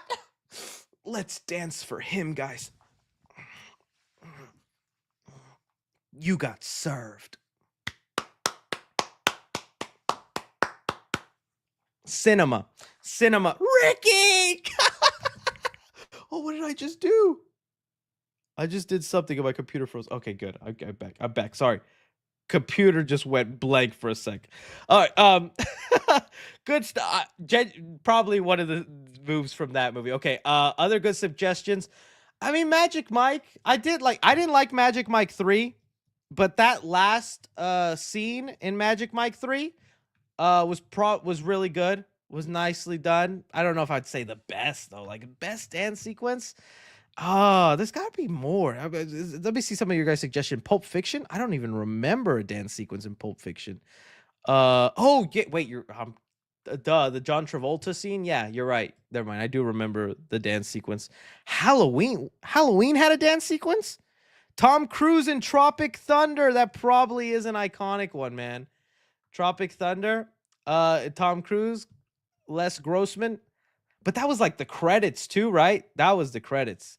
Joker. I don't know if I'd say that dance sequence. I'm trying to think of one last one where I was like, whoa, that dance was crazy. Sonic 3. Oh, there we go. Final one. My finger is on the button. Push the button. Any other actor, any other movie, you would hear me complaining, whining how dumb that is. Jim Carrey made it work. You probably asked this question just to arrive to that answer, didn't you, Coast Fallon? All right. I forgot to mention that Hayden Panettiere voiced Kiriri from Kingdom Hearts. Oh, we back on the Kingdom Hearts. I've received a lot of hate for my take on Kingdom Hearts. Couple of good eggs agree with me. But most of the world was ashamed by me. And I probably deserved it. Thank you for that fun fact. Michael Tomesk says, how would you rank these 5 comic book films? Fan-Four-Stick, Catwoman, Love and Thunder, Green Lantern, and Morbius. Ooh. Okay, the best one out of all these? You know what? I'm going Green Lantern as the best one out of all. Well, look, Fan-Four-Stick is not great, but half of the movie I think is genuinely great. I remember I was one of the people who watched Fan-Four-Stick for the first time, and I was like, people don't like this? It's going good so far. I get it. I get why this isn't fantastic. Say that again. So, Fan-Four-Stick is indeed Fan-Four-astic. That's number 1 for me. Then I'm gonna go Green Lantern. Yeah, the smoke monster at the end was lame. Yeah, it didn't do all that, but it tried. I like some of the visuals in there and them trying to do some cool stuff in there. It tried. I guess then I go Love and Thunder. It's my least favorite Marvel movie out of all of them. I don't think I'll ever have a desire to rewatch that until I finally like rewatch the whole MCU with a future child of mine. But even then, I tell them, son, this is where the happiness ends. Get ready for goats that go, "Rah," and for your daddy to go, "Rah." This is why mother left. So Love and Thunder. Then I'd probably go Morbius and Catwoman. Catwoman is pretty funny for the memes, but I just wasn't into it, man. I just wasn't into it. Some people said, bro, what? Hey, let's calm down, chat. I see y'all. The Muffin Boy says, how do you think the Odyssey will fit within Nolan's filmography? It's definitely going to stand out like a sore thumb, not in a bad way, but it's just Christopher Nolan has been making very grounded, realistic in its setting movies. Like, I get Inception isn't realistic or Tenet isn't realistic, but in the world he crafts, it feels realistic. It feels grounded, right? And the Odyssey, I think, is going to be his first movie where he's just like, screw some of that realism. Let's go with a Cyclops monster. There's Poseidon, there's Zeus and all this stuff. And I think that's going to be so interesting and refreshing to see, and I can't wait. So that's really how it's going to stick out, how it just tries to avoid that realism. Now, again, we could be wrong. Maybe he finds a way to make the Odyssey feel grounded and realistic. I think that'll be a kind of a boring way to go with the Odyssey with all you could do there, but if anyone can cook with it, it's going to be Nolan. All right, I love movies, says episode 3 of Born Again was so sad, man. Why? I know. That White Tiger story broke my heart. Like I said, still one of my favorite subplots. Glad they nailed that. They actually made a superhero story work. And we got to see Matt Murdock do some lawyering, which was also great. Yeah, just good stuff so far. I hope you guys are liking Daredevil Born Again. Liam Binary says, have you seen or heard of Pixar's new original series, Win or Lose? I don't see a lot of people talking about it, but I definitely think it's something worth a watch. Yeah, the first episode, Jen, was surprised me, and I did see a jump in quality from like the Monsters at Work that I was watching. I definitely want to finish it. People have been talking about it, but not for the reasons you think. We talked about this last stream. People are googly eyeing over the mom in that movie. Pixar does it again. Steph says, sing Pinky Pony Club for me. I don't know Pinky Pony Club. Do I know Pinky Pony Club? Pinky Pony Club lyrics. I know you wanted me to stay, but I can't ignore that crazy vision of me in LA. Have I heard of this song? What's the core? I don't know this song. If I knew the lyrics, my friend, Chappelle Rowan. I don't know much of Chappelle Rowan. I see she's getting more famous. I'm starting to see more Chappelle Rowan memes. I don't know this song. I am uncultured swine, as the kids say. And I apologize. I will learn Pinky Pony for you, Steph. I'm sorry. Felix the Fandom says, new Starship Troopers movie in the works. It will be an adaptation of the original book, so I guess it'll be a new story, new characters, new bug, and trooper designs. I don't know how I feel about that. Well, if it's the original book, did the movie not use those characters or whatnot? It's gonna be more faithful to the book, so I mean that should be exciting to see how it goes. I'm down just to see what Neil Blomkamp does, and hoping it goes well just for his sake, because I'd love to see more movies with him, because I do like his visual style. Hola, Mr. C. Don't you forget the 3 Whitney Court. You'll be hearing from my lawyer. No, I'm just kidding. Hello, thank you, appreciate it. Muppet Time 360 sends in 99 cents. Appreciate it, Mr. Muppet. Which Invincible season finale is your favorite? Ooh, that's a good one. I'll be honest with you. Oh, well, the finale itself, this one was pretty dang good. The finale of the first one was also really good. Like that's set up for like such a grand idea of where we could go and explore. I hate how little tidbits we are getting of Mark's dad, Omni-Man, and Alan the Alien. We got like one little segment this season, and then we just forgot about. Oh no, it was like 2 segments, but still, I thought they were gonna like come back like towards the end of the season and whatnot, but they didn't. But if not the third one, I'd say the first season probably. I'm gonna see the new Looney Tunes movie with my friend on Sunday. We gonna get silly. It's a good time, man. It's a really fun time. I hope you enjoy it. I had a good time with it. I'm thinking about seeing it one more time, man, because it's just so nice to see a Looney Tunes movie in theaters. Christina Aponte says 3C just found a new job after months of searching, celebrating by watching you. Red lights, Christina Aponte. Oh, that is wonderful news. I'm so happy for you. I hope you enjoy the job. Let me know if they have free coffee at this job. That's always a lovely perk. Some people don't take advantage of the free coffee or the coffee in the break room. You know, one thing that happens in movies, I'd never believe, or TV shows, when they have, the mugs that they share with coworkers and they just grab a mug and make their coffee. What kind of caveman are you? Who does that? I bring my own mug, and Jorge, you better not touch my mug. This is my Spider-Man mug my mother bought me, and I better not see anybody else using it. Anybody else? Anybody else? I see that in movies. They just grab a mug, and then some guy will come up and be like, hey, that's my mug. And it's like, well, you put it in the community mugs. And it's like, this is a scene? This is a problem? A lot of things like that in movies, I always go, I don't believe that. Like, I was just watching, how real is this? Maybe this is a whole video we could do someday. Things that happen in movies that aren't real. Like I said, I was watching White Lotus. If you don't know what the show is, that's fine.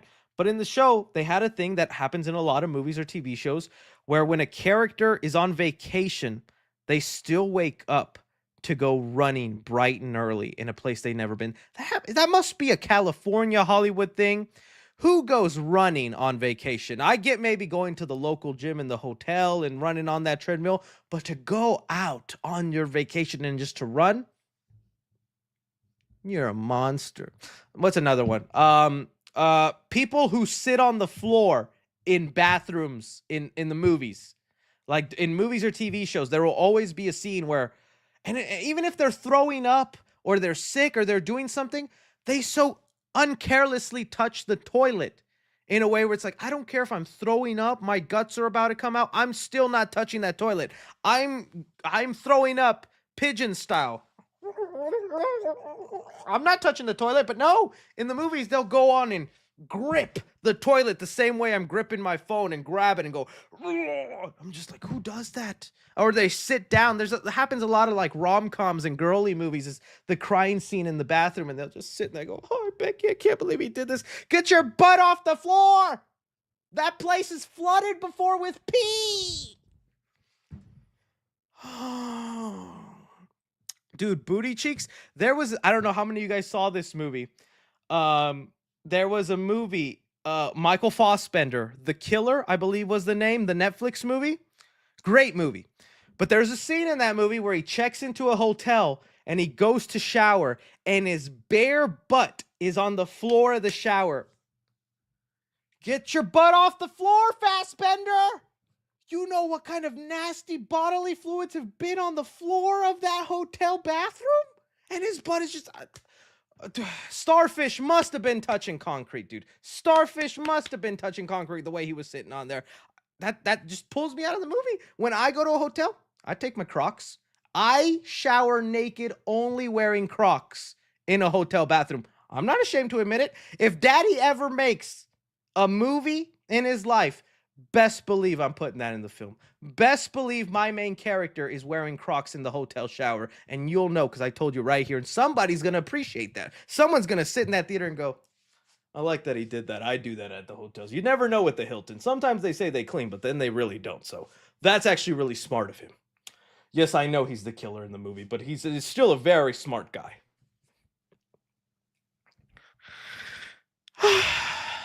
I had to get off that my chest. Let me know if there's any movie cliches you guys hate to see at movies, because that was mine. That was mine. All right, let's move on. A bit of a tangent there. All right. Oh, but congrats on the job, Christina. Congrats on the job. What a great tangent you put us on, man, or woman, or person. Just thank you. DP69 says, one of two. Would you rather? Oh gosh, why do you do this?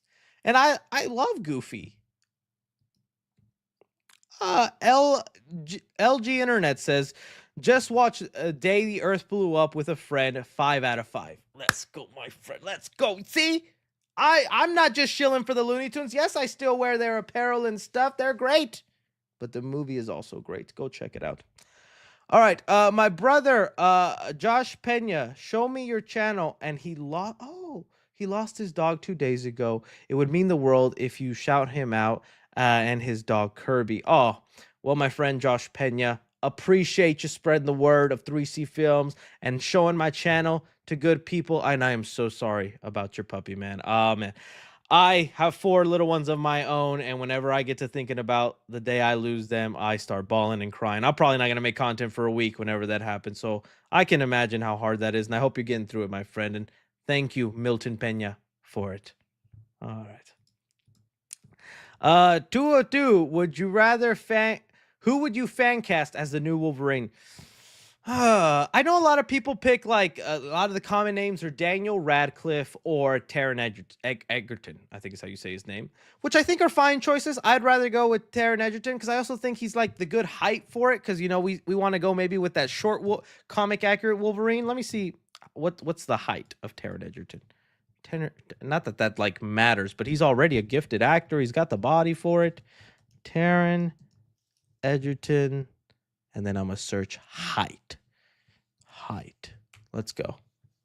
How tall is this dude? How tall is he? Does it say? How big is Taron? I'm trying to click. It doesn't tell. He's 5'10". Okay, so he's 3 inches taller than me. Taron Egerton has, I mean, I'm 7 feet. I'm 7 feet. I'd go with Taron Egerton. I like him. I don't like the Daniel Radcliffe casting. Nothing against Daniel Radcliffe. He would probably be great in the role. I'd rather something else for him.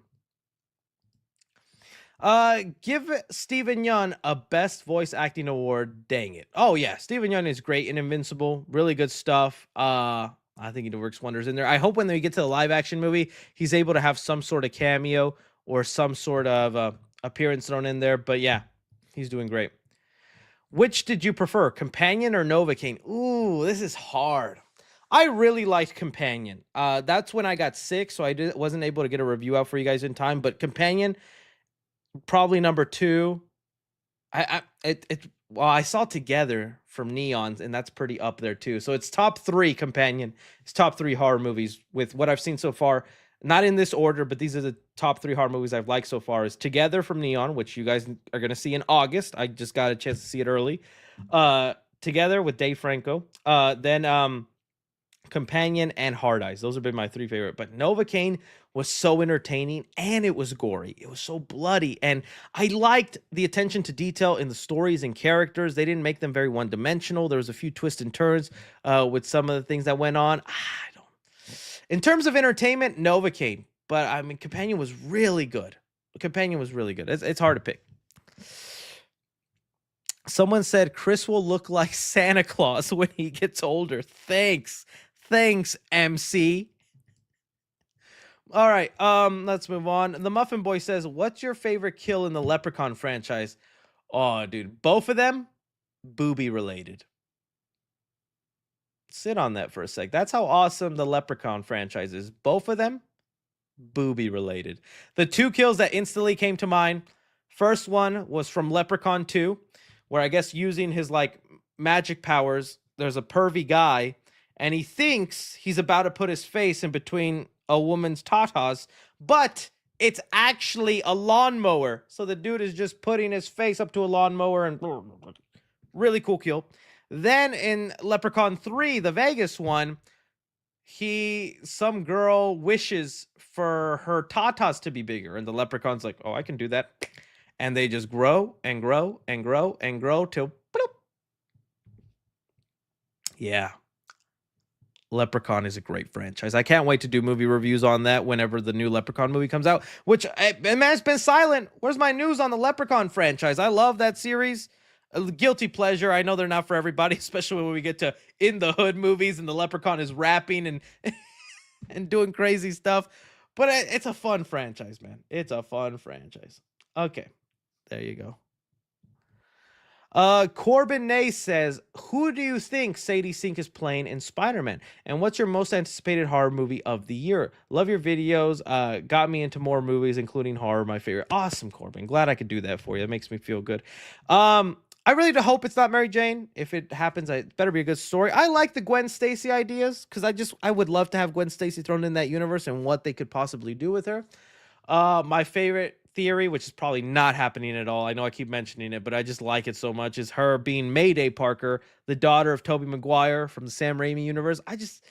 I've always wanted that to be the idea for Spider-Man 4 with Sam Raimi. I just think that'd be so cool seeing Tobey in like a father role, mentoring his daughter and teaching her the ropes, fighting crime together. I don't know. I would have liked that, but probably not going to happen. Probably not going to happen. Elliot, good old Elliot, says, I keep hearing 2D animation is coming back to Disney. Is that true? Do you think it would happen, and what would you want from it? If it's coming back, it's probably for Disney Plus content. I don't know if they're gonna risk it putting it in theaters because they want what makes money, right? And but they did put out the 2D Winnie the Pooh movie like in 2011. But again, that was 2011, and we are in 2025. It'd be awesome if it did. Maybe paying more homage, finding a way to mix in 2D with 3D in a way that works. Probably stuff like that. I Love Movie says, I'm going to fly to Miami with my mom on a Wednesday for my spring break. Oh, let's go. Mom on spring break. Yeah. Can I please get 10 booms for a safe flight? Well, now if I don't do it, I will fear for your life, buddy. So let's do 5 double booms.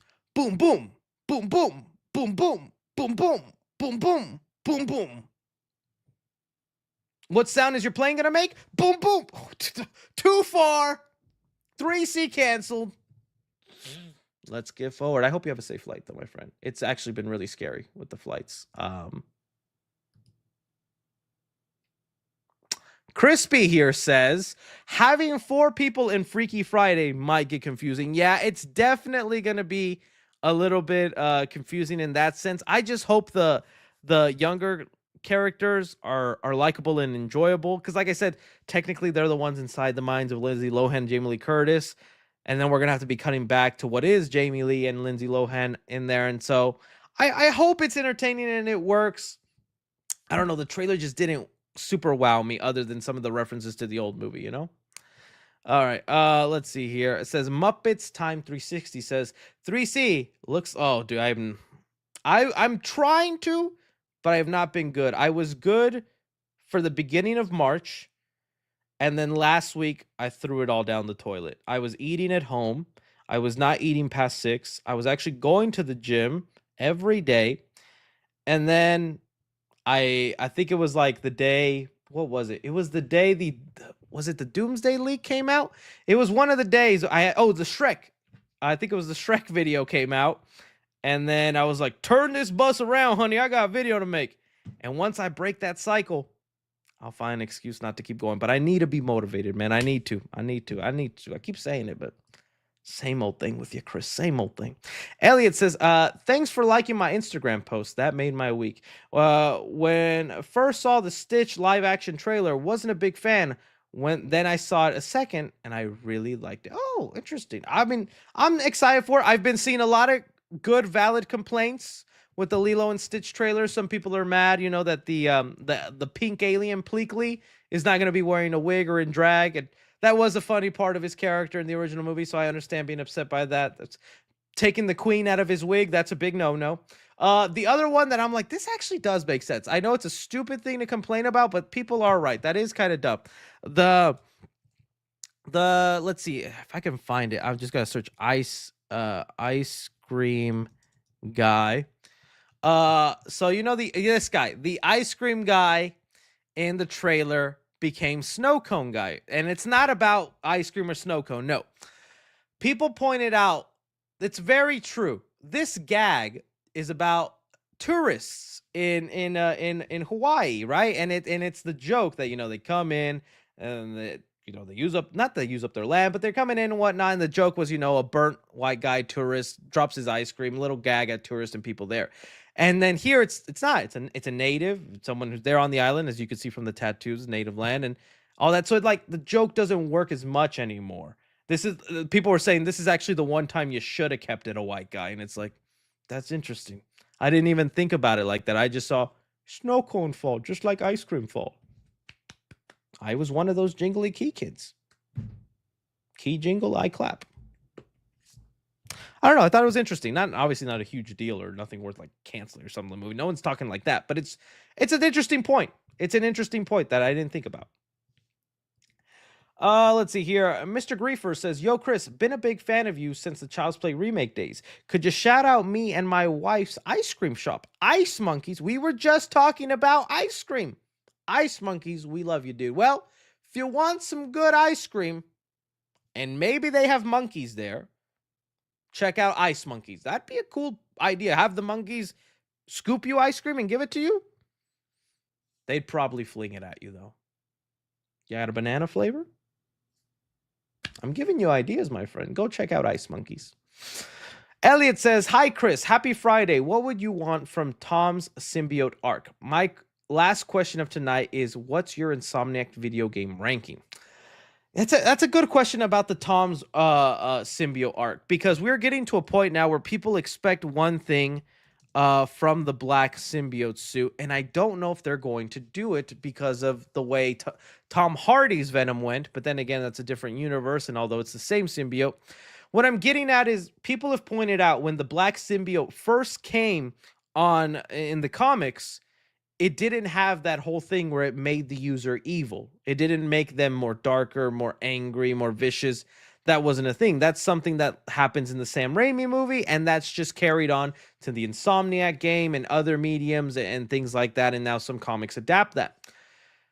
Should that still be something we make part of the storyline? It just feels kind of iconic, but it's like I wouldn't mind them trying something different if that isn't the thing, where it doesn't make him maybe as compelled into the darkness. Maybe it does push him a little that way.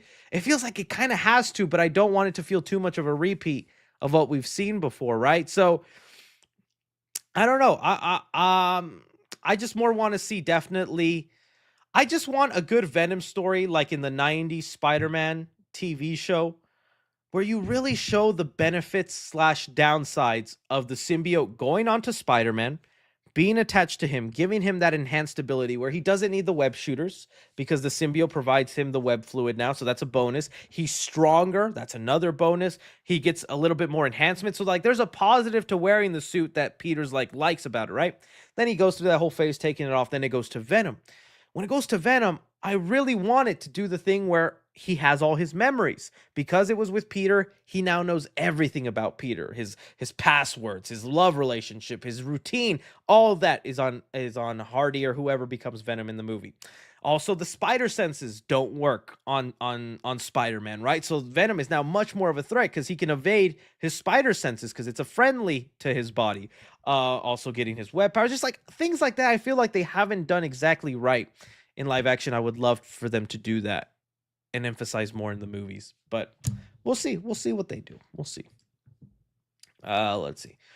All right. Brian Palacio says, "Stop the cap. I just saw the video. It was CGI, all fake. When are you actually going to propose?" Dang it. They've discovered it. Honey, they know. No, I did it, man. I locked in. I still don't got my ring on, though. She got proposed to me. 2025, I'm a sensitive man. That's what I prefer. That's what I prefer. I love movies. Better Man is on Paramount Plus. If you haven't, you should go watch it. I'll check it out, honey. I'll check it out. Fantastic Assassin says, "Starship Troopers actually had a first-person video game come out last year, and even one of the main cast members of the movie reprised the role." Oh, that's an interesting time for them. The rights of the movie must have gone up or something then if they're just coming out with all this Starship Troopers stuff. That's interesting. I did not know this. I did not know this. Okay. We have here Benji M says, "If they make another Thunderbolts movie, they should have a rotating cast like Suicide Squad. I would like them to add Red Hulk, yes. Bullseye, yes. Zemo, yes. And Abomination." I totally agree with that. I think that would be awesome. And let's just hope Thunderbolts is good enough where they actually do that. Someone says, "Chris, I got accepted in my dream high school." Whoa! That's awesome, man. When I went to high school, they just let me in. They said, yeah, bro, get in there. Get in there. You ain't going to the AP classes. Just get in there, all right, Sonny? Okay. I'm glad you got in, though, man. You're going to, hey, someone, you're going to be someone.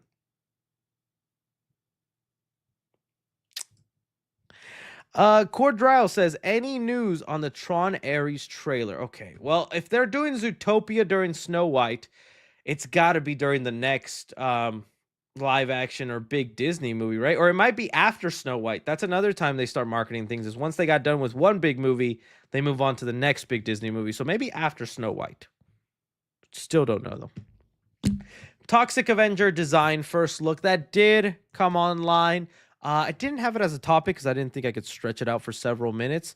But we do have to look at it. You're right. We do have to see it here. So Toxic Avenger coming out August 28th. Very excited. I think I got to watch some of those older movies and do like a video on them. But here we have the look of what he's going to look like. I'm cool with it. I think it's a nice design. It's different enough than the original. A lot of great makeup work, big biceps. I kind of can't wait. I hope the movie's as good as they say. I think it currently has like a 92% on Rotten Tomatoes.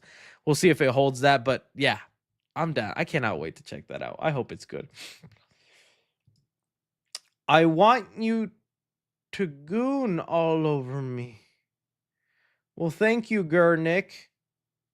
Thank you.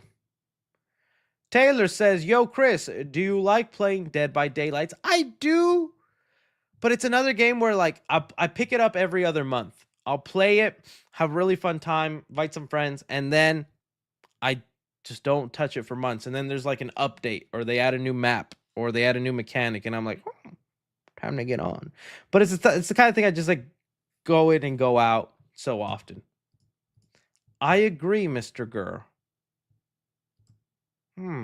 Mario says, we need a Ghost Fussy when the movie comes out. Dude, another Ghostface popcorn bucket would be awesome. But I don't know if they'll lock in like that. I don't know what they could do. Maybe like the hand of Ghostface with a knife. Fill up the knife part with like a drink. You could get like a slushy red and go.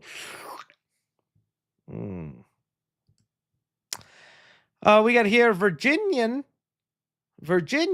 theory. Sydney is in a coma. Her subconscious is making her revisit all of her former friends and enemies. Classic trope, but works when done well. Sydney. Oh, from Scream. Okay. Is in a coma. Interesting. That would be, I don't know if I'd be happy with that, but that's an interesting theory. Thank you, Virginian. Hazel one says, some think Sadie is gonna be Firestar. Yeah, it'd be so obscure and random to throw Firestar in there, but if they do it, hey, have Iceman too. I'd love Iceman in there. Crispy says Goon Stacy should be in Spider-Man 4. Of course. Hello, Captain Stacy. You having a goon day? Jermichel Gates, so I hope I pronounced that right, my friend. Breaking news is that movie Sinner, this coming out this year, just got confirmed to be R-rated. Yeah, I saw that. I'm loving that. I still hate how the last Sinners trailer basically spoiled the whole movie, but still looking forward to that. One of my most looking forward of this year. I think she'd be a good Firestar. Yeah, she probably would be. Sadie Sink. She probably would be. Manimation 42 says, have you seen the cast update for FNAF 2? No, but I probably bet my friend Cat FNAF is right on the case. Is there like an updated list? I don't see anything. Sadly, don't see anything, my friend. You keep me informed, though. You keep me informed. Bug Ninja sends in $1. Thank you, Bug. Crispy says, Sadie should be Cake Girl. Yeah, I gotta revisit who are my mods, man. I gotta revisit that. Point Flash, Sadie Sink as the real MJ. Oh no, it's Joker 2 again. Oh my goodness, I didn't even think about that. The real Joker, is that what would happen though? How would be the turn If Joker got stabbed by the real Joker who then carved his face, is Sadie Sink going to jackpot Tiger Zendaya? Da-na-na, da-na-na. Like that'll be the climactic moment. Is Sadie Sink goes up to Zendaya and go, "You just hit the jackpot, MJ." Da-na-na, da-na-na, da-na-na. That's the Saw theme if you didn't know. Crazy twist. Any news on Sonic 4? Oh no. I know there's like accounts and stuff talking about Sonic 4. I think there was like the latest rumor was that Scarlett Johansson was going to voice Amy. I'm telling you right now, way too soon for any Sonic 4 talk. It's coming. We know the movie's officially coming. I don't doubt that. That's for sure happening. But I don't think we're going to see anything Sonic 4. Maybe not till December of this year. Pre-production, figuring out the story, what they're needing to do. I don't think we're hearing any Sonic 4 news for a while. The Muffin Boy says, would you rather have your wedding in Camp Crystal Lake or the Overlook Hotel? I'm much more of a Friday the 13th fan. I like The Shining, respect it, and probably the Overlook Hotel would be pretty cool. But Camp Crystal Lake, dude. Especially if I could have someone as Jason just walking around the camp. Sick. Next, and then I would make my mother-in-law dress as Mrs. Voorhees. Do it, Jason.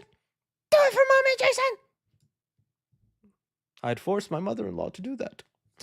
Spider115 says, next weekend, I'm going to be going to con with Matthew Lillard, Ski Ulrich, and Christopher Lloyd.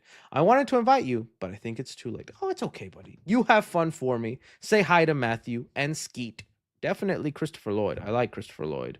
Great Scott. TJ says, any updates on the Kick-Ass reboot? Dude, Matthew Vaughn. I don't know what's up with him. He always be talking about this movie, saying it's happening, it's coming to us, and then silence. All we know is that it would still be connected to the other movies that were made, but I don't think Aaron Taylor Johnson's coming back, or a lot of or like Hit Girl Chloe Moretz. It's probably going to be a thing where like those were movies in the universe, and now someone is doing it in real life. It's probably going to be that sort of meta thing, I bet you. But I want to see it, dude. I loved Kick-Ass. That's probably like one of my like personal favorite movies of all time. I really do like that first Kick-Ass movie. And dude, I hate myself, man. I'm so shy, guys. Look, shy guy, Easter egg. When I was at South by Southwest for like that one day, because I got invited by Neon to go watch that horror movie together, I was in a bar. It was like the pre-party before the screening. And there was a VIP room that was open. I didn't have to like show a card or get access in. I could just walk in if I wanted to. Where Dave Franco and the guy who plays McLovin, Chris, what's his name? His name is Chris something. I'm sorry. McLovin actor. What's his name? Fogel. Christopher Mensah-Plaza. They were hanging out there. They were chilling there. And I was just too shy to go up to them, man. I could have had a photo with Dave Franco and McLovin. I wish I wasn't so shy when it came to celebrities. It's like I do all these crazy things. I make all these cringy videos and whatnot. When it comes to celebrities, I panic, man. I actually just get, hi. I just don't want to be a bothersome, you know? Someone said, bro, Chris, lock in. I know, guys. I know. But hey, I'm human too, just to show you. I'm human too. Dude. Only reason I don't say your name, buddy, is because I don't know. Is it Louis? Is it Lewis? Is it Lucy? Kirk. I'm going to go with Lewis. If I'm wrong, you let me know, buddy. I do agree with you about Doomsday art. I don't believe the artist got hired, do some amazing illustrations, and posted private and say they're fake. Yeah, it just wouldn't make sense, right? It wouldn't make sense. Lewis Clark says, Glenn finally got his revenge on Negan, if you know what I mean. That is kind of meta and cool, since Jeffrey D. Morgan, who plays, what's his name on The Walking Dead? What was it? I forget his name. But that's when I stopped watching. If you know what scene we're talking about with Glenn and Jeffrey D. Morgan's character, I stopped watching Walking Dead after that. I was just like, it just doesn't feel the same. I stayed on for like 2 or 3 episodes, but after that, that's where I fell off, and I never went back. But yeah, it's nice that we kind of got that in animated form, that revenge with the headbutts. It was pretty cool. Negan. Thank you, guys. Thank you. I forget the name Negan. And I'm so stupid. The name is right there, Negan. I'm so quirky, guys. You can't take me anywhere. Oh, okay. Junior Delgado says, have you seen the Bambi the Reckoning trailer? Yeah, we talked a little bit about it last one. I'm curious to see it. I'm not over the moon about it. Looks pretty horrifying with Bambi killing. The movie I'm waiting on is the Pinocchio horror movie. Someone said stop. But yeah. Here we go. Karate Kick 3D says, what a missed opportunity see? Dude, I said that exact same thing. We're talking about Electric State here, because the movie revolves around animatronic puppets, and it's like, why didn't you have any Chuck E. Cheese people in there? They were going crazy in the 90s. You brought in Mr. Peanut. You couldn't get the licensing to have one Charles Chester Cheese there. I said his legal name. Ridiculous. But you know what? If he was in there, he would look so outdated, because every other animatronic there is like super heightened, very sophisticated and whatnot. I mean, Mr. Charles is just like a robot with a rat skin suit. Would you like some pizza? I was really hoping to see Chuck E. Cheese in there, man. That would have been funny. 3C Films, we need Invincible season 4 now. Yes, we do. I think I miss Invincible.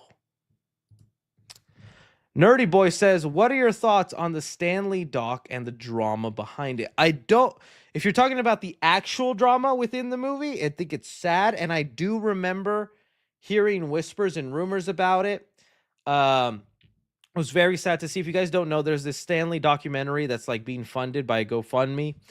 That is a guy who was like the assistant of Stan Lee and was working alongside him in his final years, and that he noticed some of the people managing Stan Lee were like really abusing him, forcing him to work at these Comic-Cons, do these signings, these appearances, when the guy was just old and tired. He was in his 90s and he was just being forced to do these signatures. I remember reading stories of fans who, I mean, I don't know how mad you can be, of fans who were really pissed when they'd go see Stan Lee and they'd like wait in line, or they'd pay hundreds of dollars for a signature, and then when it was finally time, because Stan Lee's an old, tired man, his signature was just scribble and it wasn't even legible, and it like ruined, really old comics or like really vintage stuff. And I'm just like, yeah, but if that's all you cared about when meeting Stan Lee, I don't care that they ruined your comic. But either way, there's always been stories that Stan Lee in his final years were abused, and now there's a documentary about it.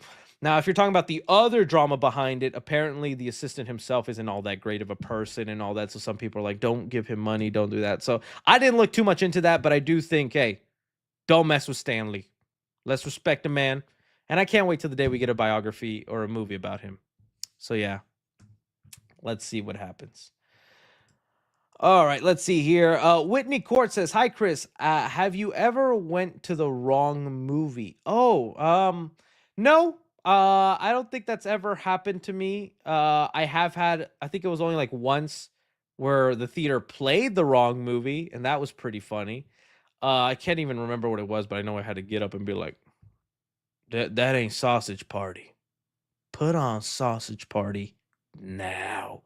But no, man, I'd feel like an idiot if I walked into the wrong movie. Oh, actually, you know what? I did. Recently, the most recent time was for the Marvels. It's not even that funny of a story, so I don't know why I'm giggling so much, but that is the most recent time. So I went to go see the Marvels, and I had a screening for it, and I just saw like the marquee said the Marvels. So I was like, oh, this must be my theater. So I go in, and the movie had already started, and I was like, oh, they didn't play trailers. What the heck? And then I'm watching the movie, and I'm like, why is it so fuzzy? It's like really fuzzy. It's like they need to clean that projector. I was in a 3D screening of the Marvels with no 3D glasses. It took me a little too long to then look around and go, dang, everybody's got glasses. We got some blind mofos in Dallas. 4 eyes. They all got the same prescription too. Why is it blurry? I was an idiot. But then we walked out and we're like, oh, it's the one right next door, a regular showing. But yeah, it took me us a little long. We're like, what the heck's going on? I can't believe I forgot about that.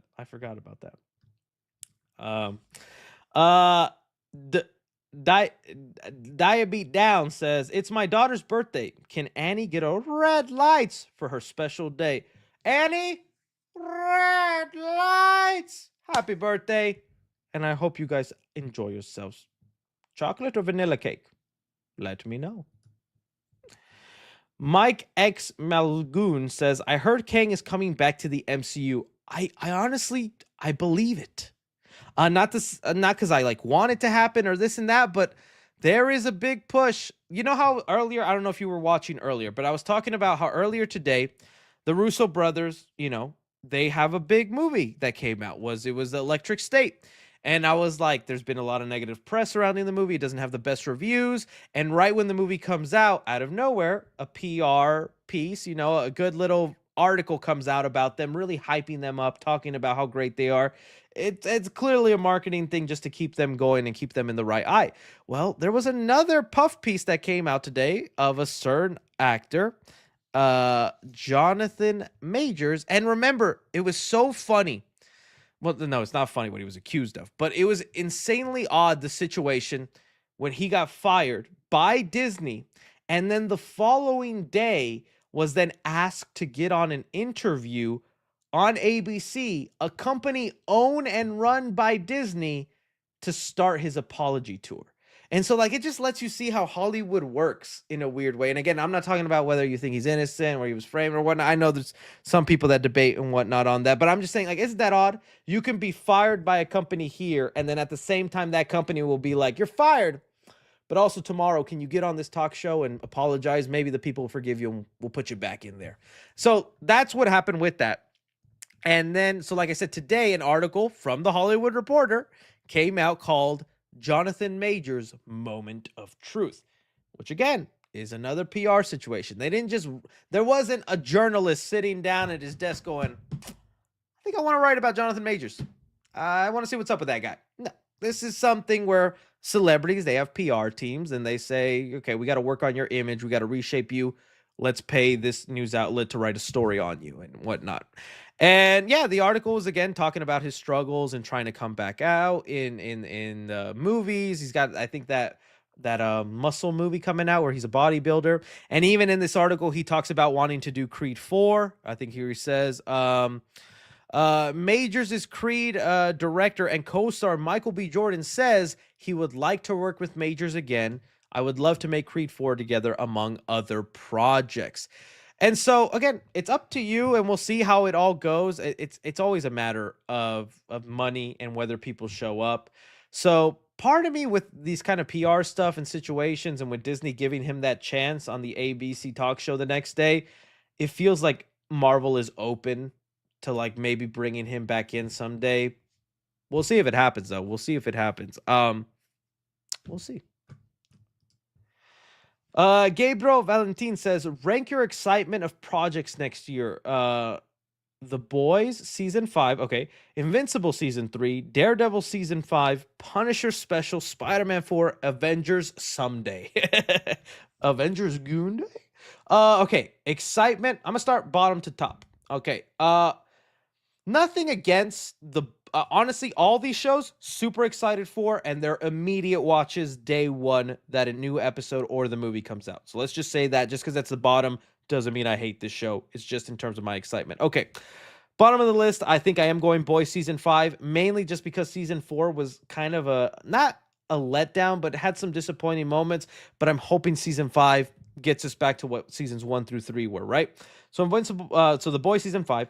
Then I'm gonna go Daredevil season 2. Still really like the new season, really great. I'm just afraid that Marvel's going to continue this thing of setting up stories, doing things, and not concluding those arcs. But maybe it's because the 18 episode season was divided in two, and so maybe that's why. So I hope it gets fulfilled. So I'm gonna go Daredevil there. Invincible season 4 is, I'm assuming, what you meant to say.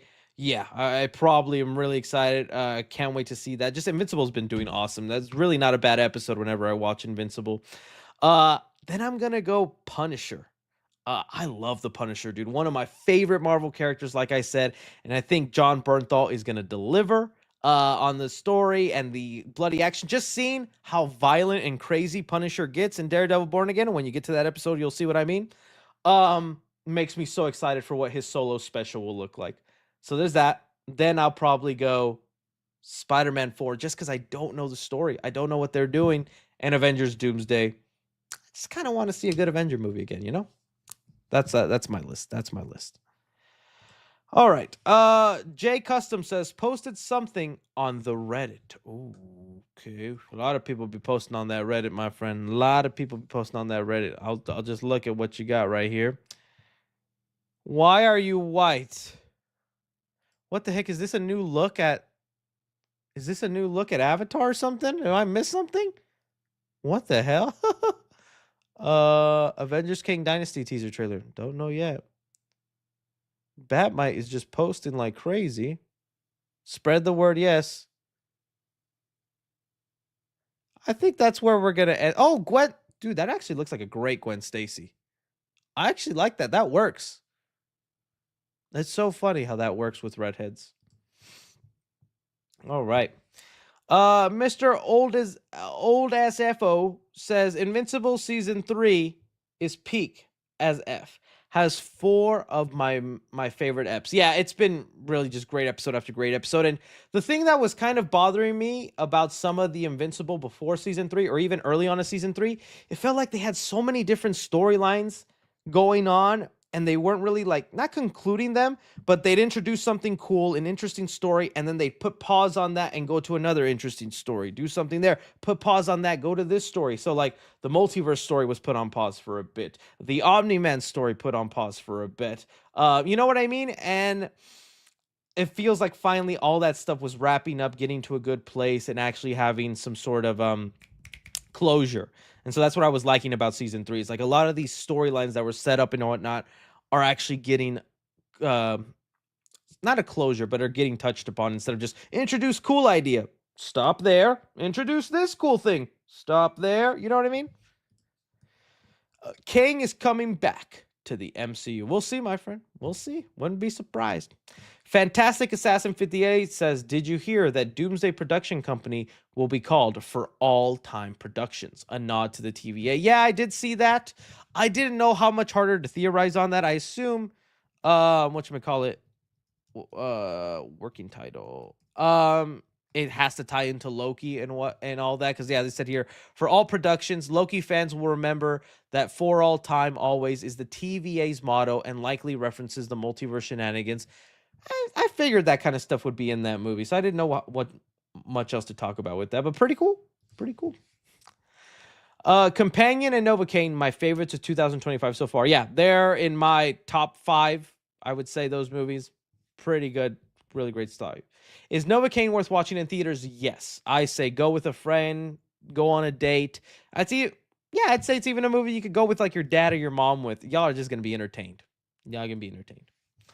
Deji Jimenez says 321 says, I believe the friend in Freakier Friday is Lohan's incoming stepdaughter. That actually is a cool dynamic then. And the movie is about Jamie helping get adjusted to her new blended family like Jamie did in the that would have been useful information. I thought it was just going to be the random friend of her friend. I was like, I don't know if I like that, but it's coming in stepdaughter. That works as a storyline.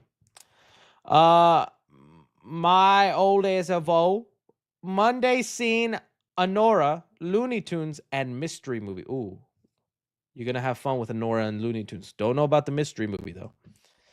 Deji Menez 321 says, congrats again on the engagement. Have y'all talk about incorporating your love for the film in the wedding? I mean, I have my love for the film.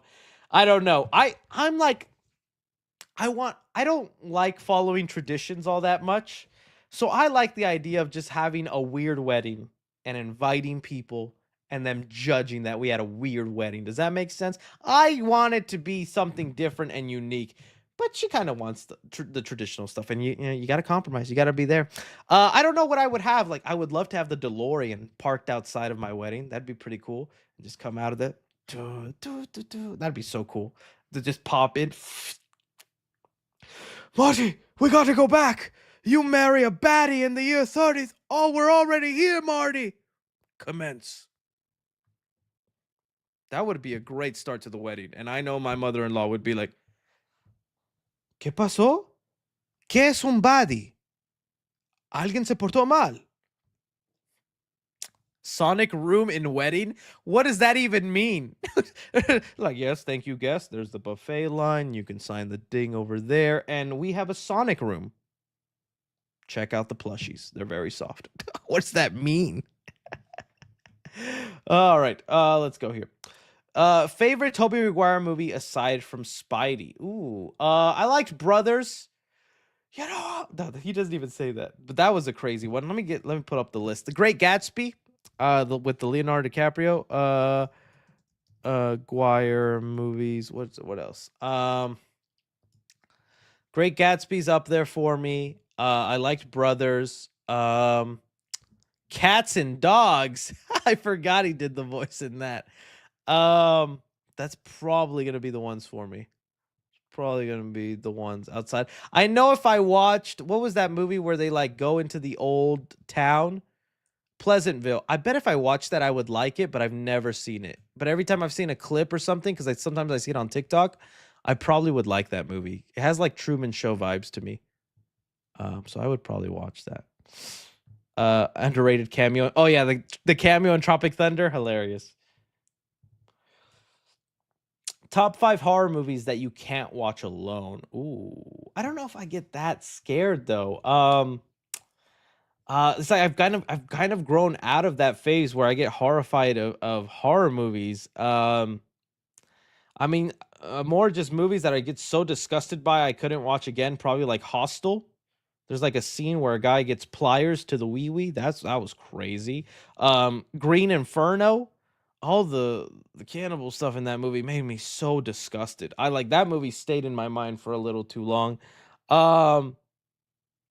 Hereditary is pretty good. Oh, Midsummer. I've grown to appreciate Midsummer more, but that was a fricked up movie, man. That's a fricked up Tusk. Dude, Tusk could have been a great freaking horror movie because that's one of those movies where it's like so good and then it just takes a nosedive.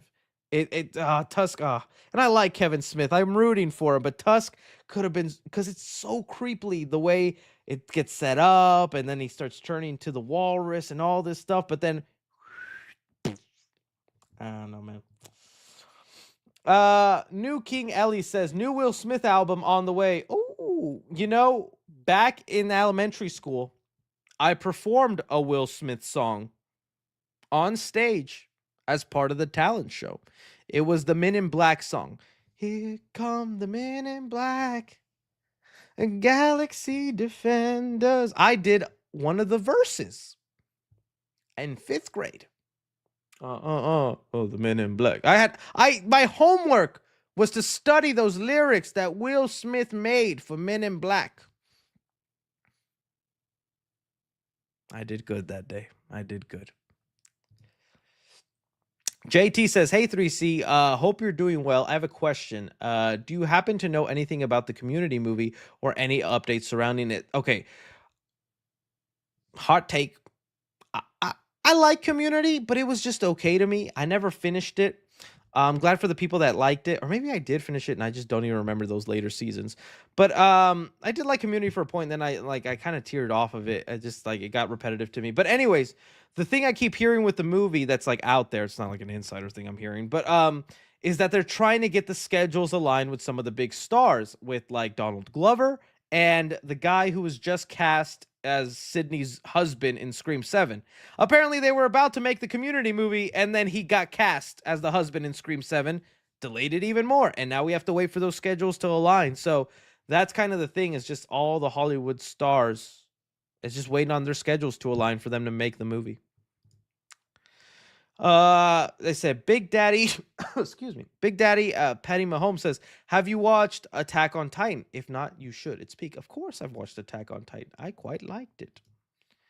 Taiji Bog says, thoughts on the first look of the reboot of Toxic Avenger? I wasn't a big fan of it because he looks like an alien. I mean, yeah, he's gonna look a little off, but I like it. I'm just more curious about how his size is gonna play in, because he's played by Peter Dinklage. And Peter Dinklage is a little person, and so I'm just curious how that's all gonna look in comparison to something. Because I mean, here you would think he's just, or is he actually just, the size of most people in this, or is he gonna stay as a little person throughout it. I'm choosing my words carefully because I think saying, is he going to be a regular person? That sounds offensive, Chris. I'd cancel myself for saying that. Moving on. I'm not even size of regular person. The average height in the world, 5'8". 3C height, 5'7". I'm not your average guy. What you gonna do about it? I just made someone really uncomfortable. Okay. Oh, he's only voicing him? Oh, okay, he's the voice. Okay. Good to know. You're taller than me. Yeah, because I'm 7 foot. That's the lie we spread around, and we stand by it, guys. Mystic says, ¿Cómo andamos hoy, patrón? Pues ando muy bien, güey. ¿Tú cómo estás? ¿Estás portando bien o qué?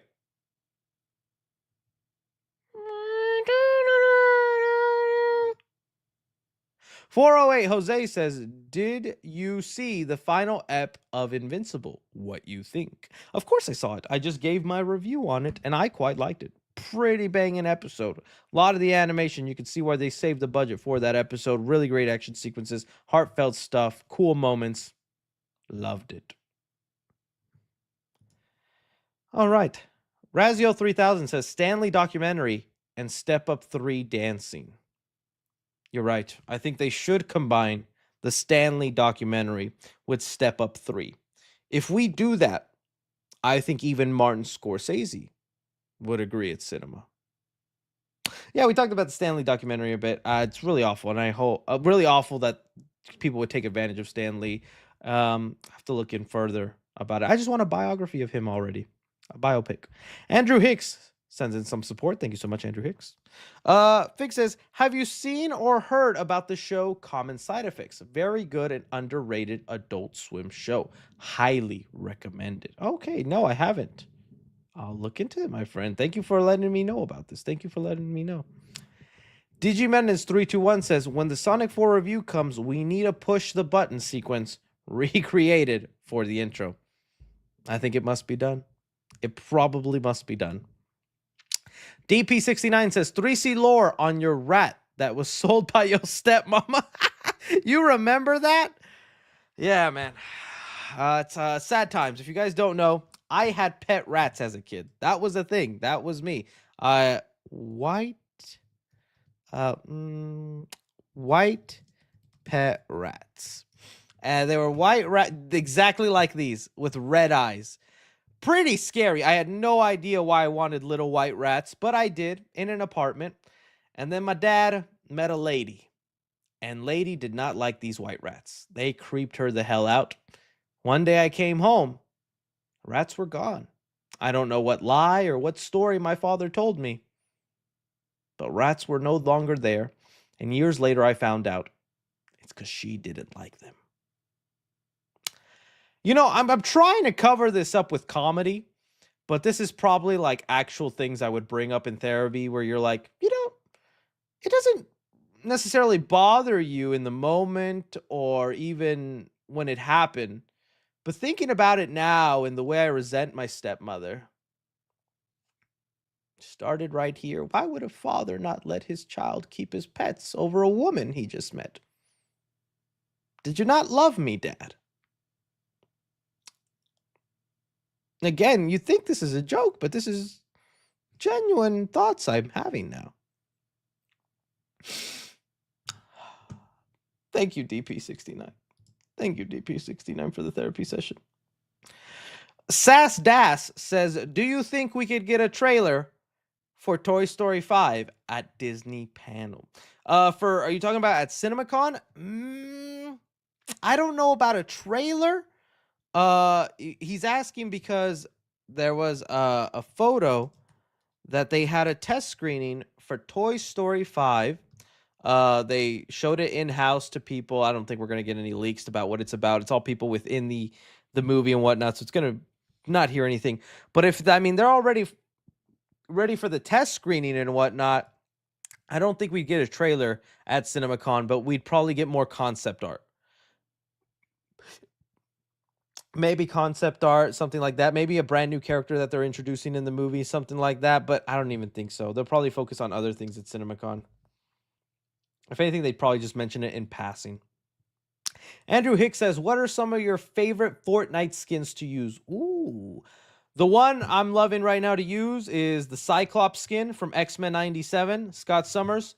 Bro looks just like me. If you guys Google the skin, that's what my body is shaped like. In here. Other than that, I like switching to the horror characters because I have the Michael Myers skin. I got the Leatherface. I got Billy, the puppet, even though he looks really strange, all tall. If not those, I got the Dragon Ball Z skins, and I like going Super Saiyan.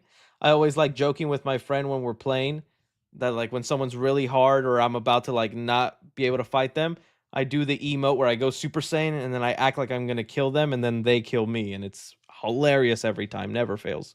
But yeah, there you go. Dej Mendes 321 says sneak cinematic universe with a Croc spinoff. You are the Kevin Feige of the Sneaks universe, my friend. Mateo Samuelson says 3C, been a rough week. Oh no, my girl broke up with me. I'm sad. Love your videos. Oh dude, I'm sorry, man. We've all been there. I've cried my heart out over a lady.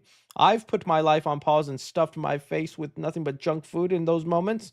All I can tell you is, dude, it genuinely does get better every day. It hurts less and less, and then one day you're gonna realize it don't even hurt no more. In fact, you're gonna laugh that it ever bothered you that much. But as cliche as it is one of those things that just takes time, man. Just takes time. Watch some movies. Watch some movies, man. Or get you a Denussi. You know. Why is it always right at my desk? Don't ask. Ben Malsky asks, Chris, who's your favorite classic Looney Tunes director? Tex Avery, Fritz Frilling, Bob Clampett, that's probably be mine. Robert McKimson. Oh no, Chuck Jones. It might be Chuck Jones, but Bob is a close one. Bob is a close one. But if I'm also being honest with you, I've not even studied that hard on all the other ones and compare and contrast. I could just kind of tell visually a little bit apart, but I'm not that good at it. But I definitely know Chuck Jones and Bob's style, and those are the ones I kind of like. Have you seen Anora yet? Yes, I like Anora. I've seen it. And you dirty animals. I see why you like that movie. I had to buy that immediately on 4K. You dirty fools. It was a good movie, though. It was actually a really good movie. Dumb Boy Chronicle says, thoughts on the Warfare. Okay, is this a new movie? So many people like just saw it. Did it like come out or something? Or when's the release date of this movie? It says April 11th.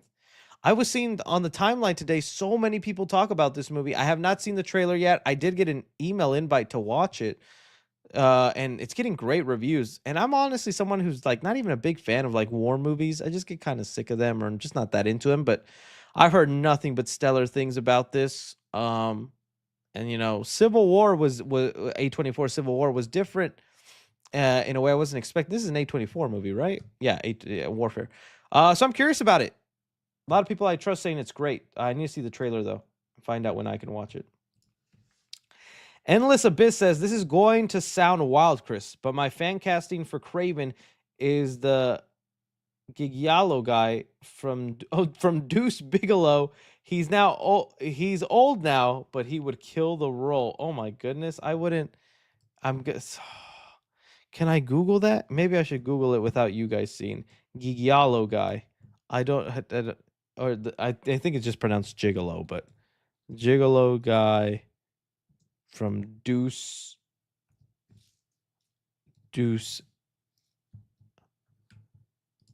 Okay, let me see if I can find him. Oh, he does look like a Craven. I can see it. I see the Cravenness in him. Spider-Man, you pay for male dance? Fascinating. Leighton Davenport says, Chris, do you think I will get a Novocaine suit? Do I think you will get it and we won't? No. Be real, Leighton. We will all get that Novocaine sequel. if I'm being honest, coming from the guy who's like always, yeah, give me a sequel, give me more, give me more. Novocaine is a perfect one and done. I think if you really start exploiting that real life disease for like an endless franchise or sequel after sequel, it starts to fall under poor taste. When the movie was like right at the line of, you know, having fun with the real disability and, you know, keeping it respectful, I think making a sequel would just be in poor taste and we don't really need it. It could be a thing where like in like 5-10 years they got another idea, sure, with a new guy, but I don't think so. It just ended in a nice way where I was like, that was a good time. I don't think we need more of that, but that was a good one and done, in my opinion. DP69 says, please check out Rappin' for Jesus on stream, please.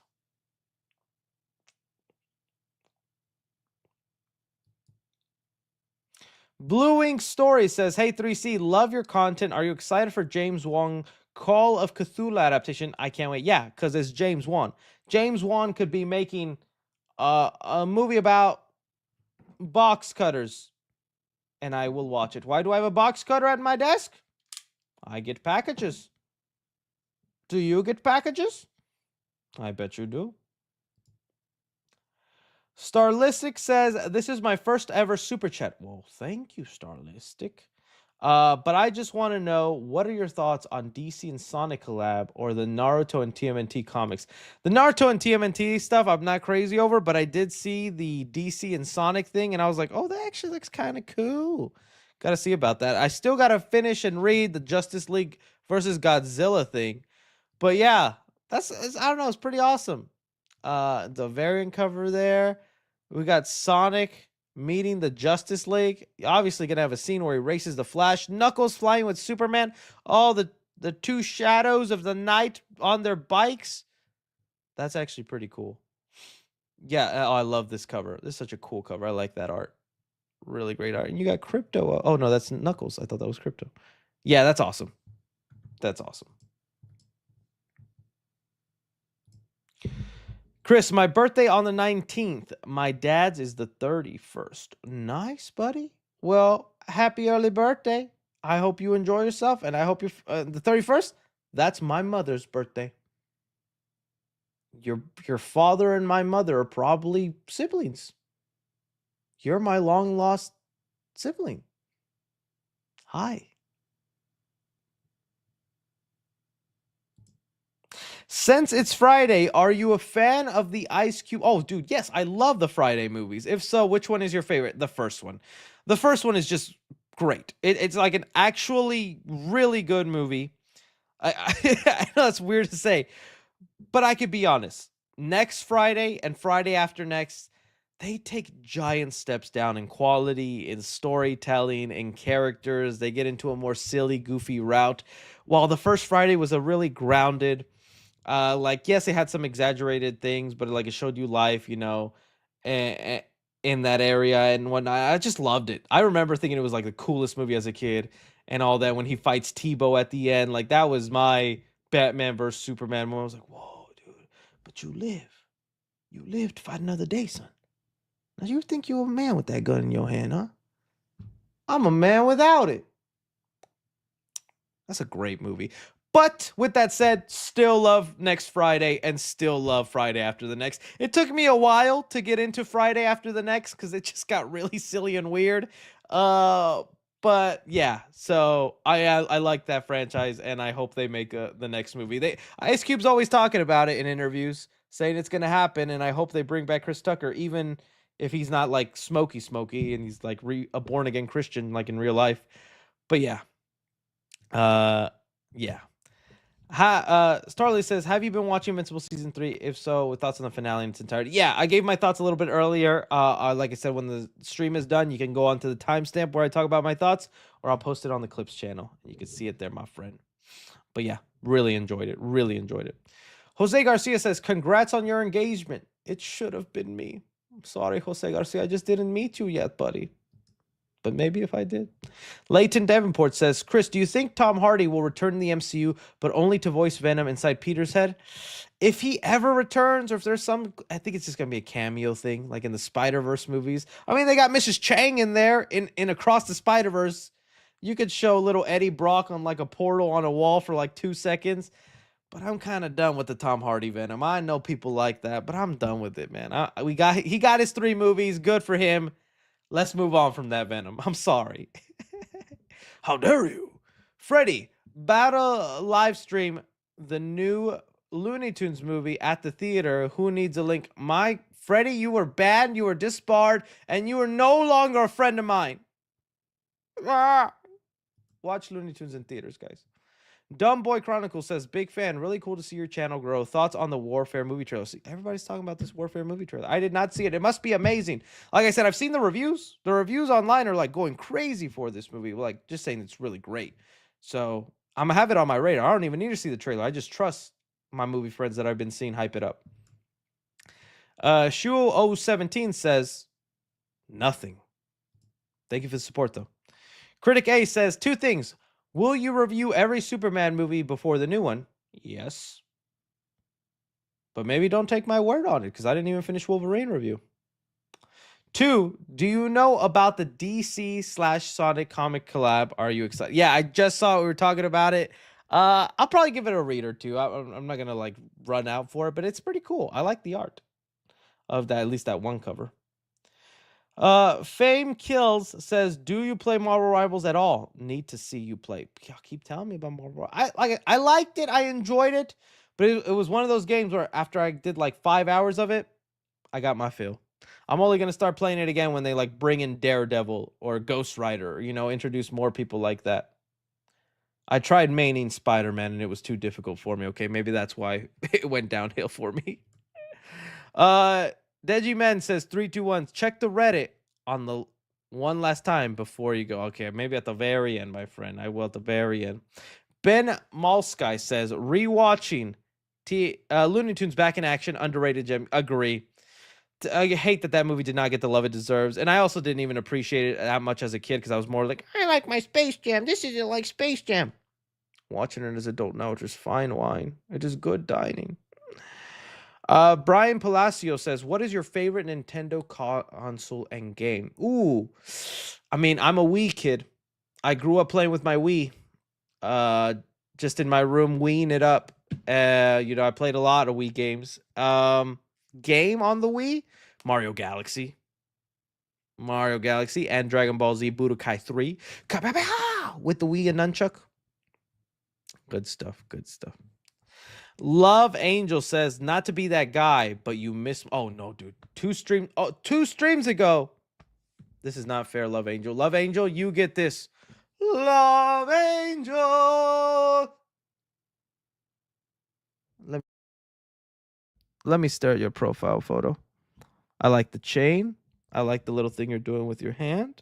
The facial hair is on point, Angel. I like you. I also know your real last name. Oh, que la chingada. Hey. All right, let's take it easy. All right. Nobody needs to know my last name is Pakispis. That's my real last name, guys. Oh, I just leaked it. Chris Pakispis. They found it out. All right. King Fabo says, I need to vent. My Cowboys looking cooked right now. Hope you have a blessed one. Oh, the Cowboys playing right now? Man, I'm sorry. I have a lot of family members, and being in Dallas, a lot of Cowboy people, and I just always see them disappointed. That's why I don't even get into sports. Whitney Court says, what will you have in 1,000 years? I'll have you, Dad. I'll have you. Such a great scene. Lewis Clark says, it's not Louis. It's not Lewis. It's Lewis. Okay. It's Louis. Or is it Luis? Oh, now we just in a whole mess of help. Lewis. Hope that helps. I believe you, buddy. Isaiah says, a movie I feel like no one is talking about is F1. Oh, dude, that latest trailer, great. I am excited for that movie. From the director of Top Gun Maverick with Brad Pitt, the trailers have looked awesome, but no one is really talking about it. I've seen some people talk about it, but it is like the hardcore movie fanatics. Yeah, what he did with Top Gun Maverick, I think he's bringing into the Formula One racing. And I remember going into the first Top Gun Maverick movie, I remember going to Top Gun Maverick going, am I really going to care about aviation and flight scenes? And dude, that was one of the most suspenseful movies of all time. I was sweating and so glued to the screen. I imagine he's going to be able to pull off the same with those race cars.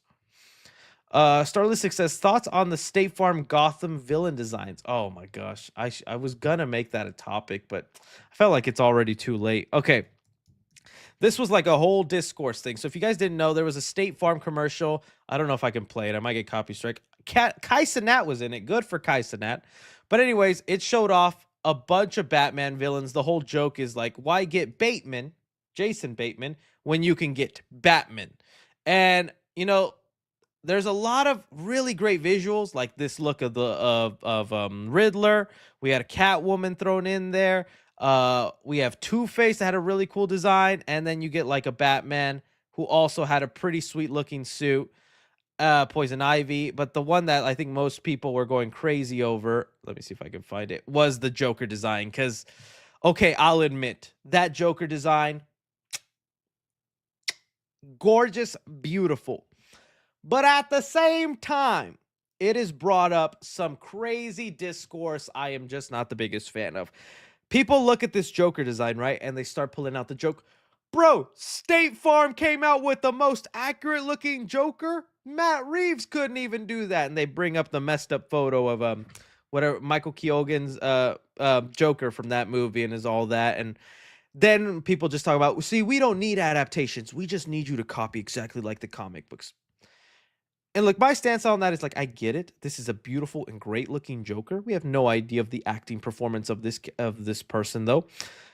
But at the same time, if you want this Joker, well, let me give you some advice, buddy.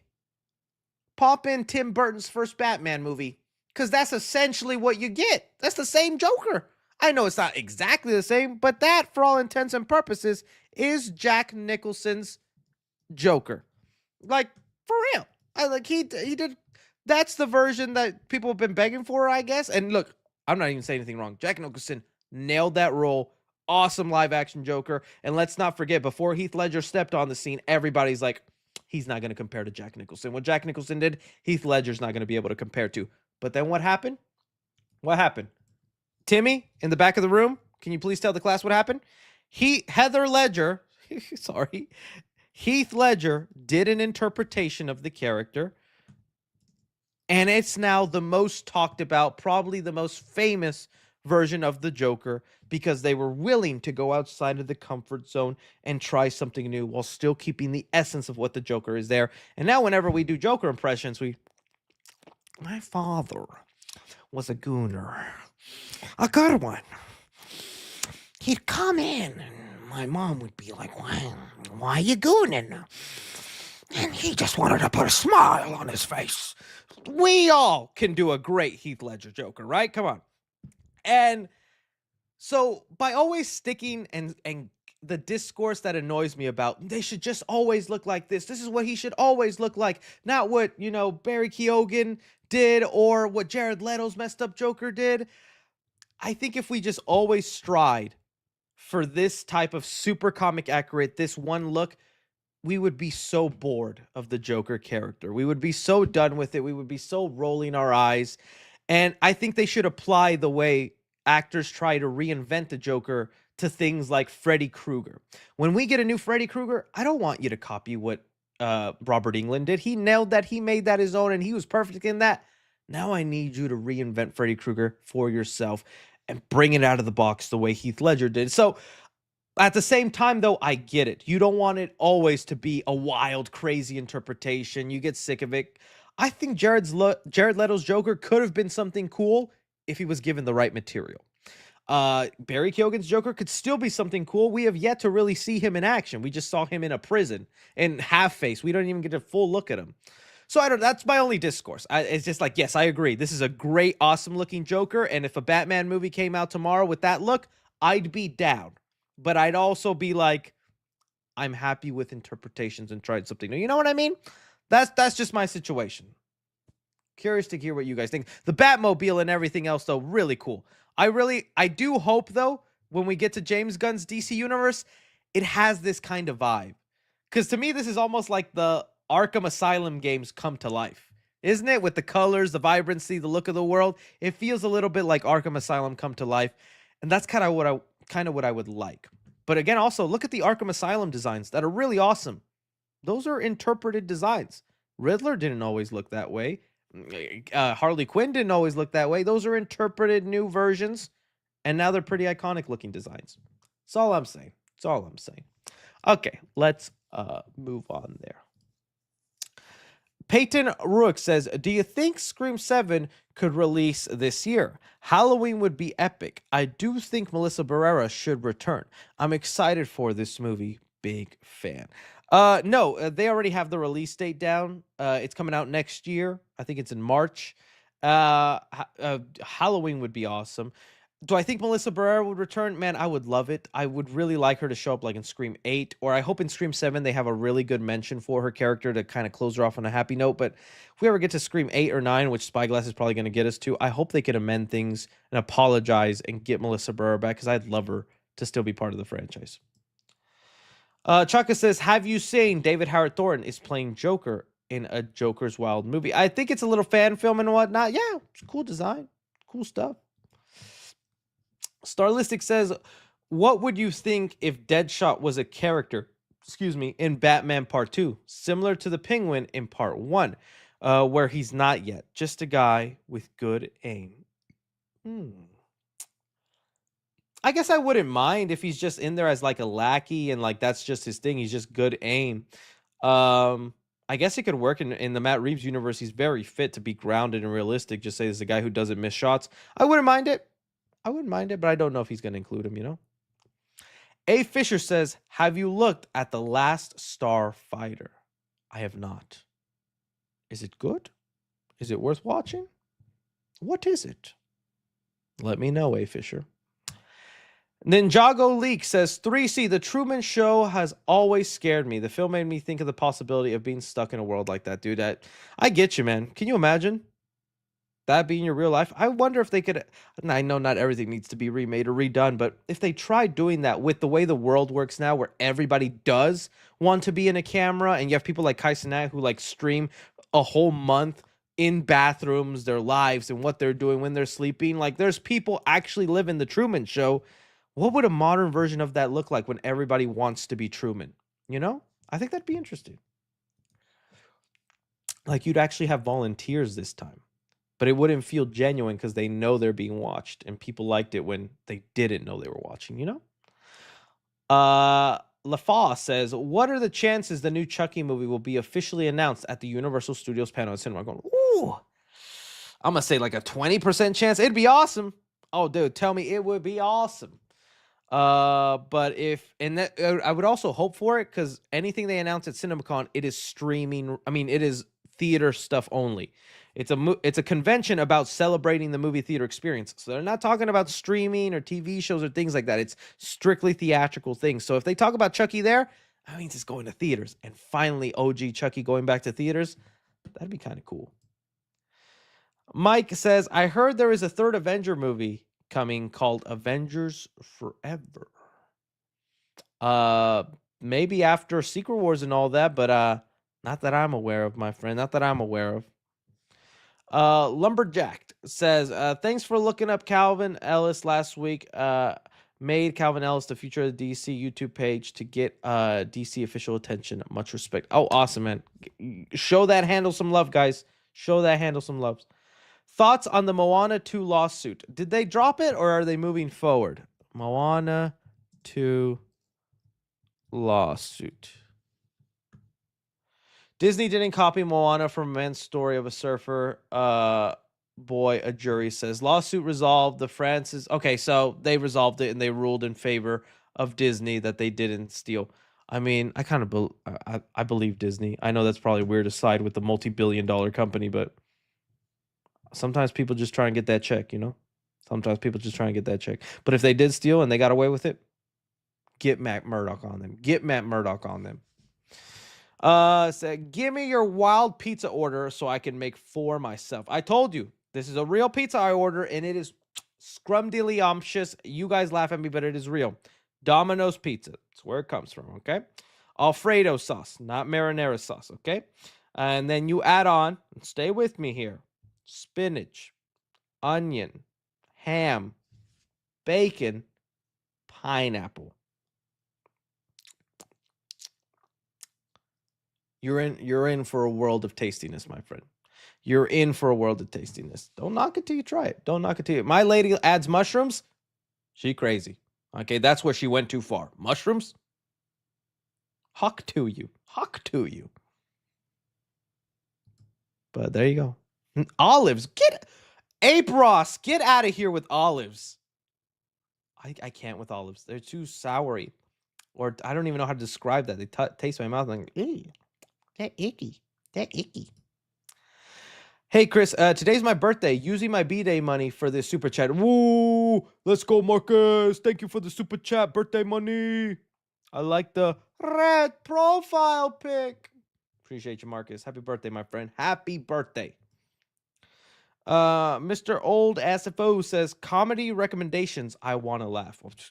Step Brothers was really, if you haven't seen Game Night, I really liked Game Night with Jason Bateman. I thought that was hilarious. Recently, what was, Novocaine, but that's in theaters. I don't know if you want to go see it in theaters. You know, you're at home. You probably just want to watch something at home. What else is like really funny that's like streaming right now? I have no idea. But those are Step Brothers, Dumb and Dumber. If you haven't seen Dumb and Dumber, hilarious stuff. Those are my picks, my friend. Those are my picks. Duck Soup. What the heck is Duck Soup? Scary movie. Yeah, those are good ones.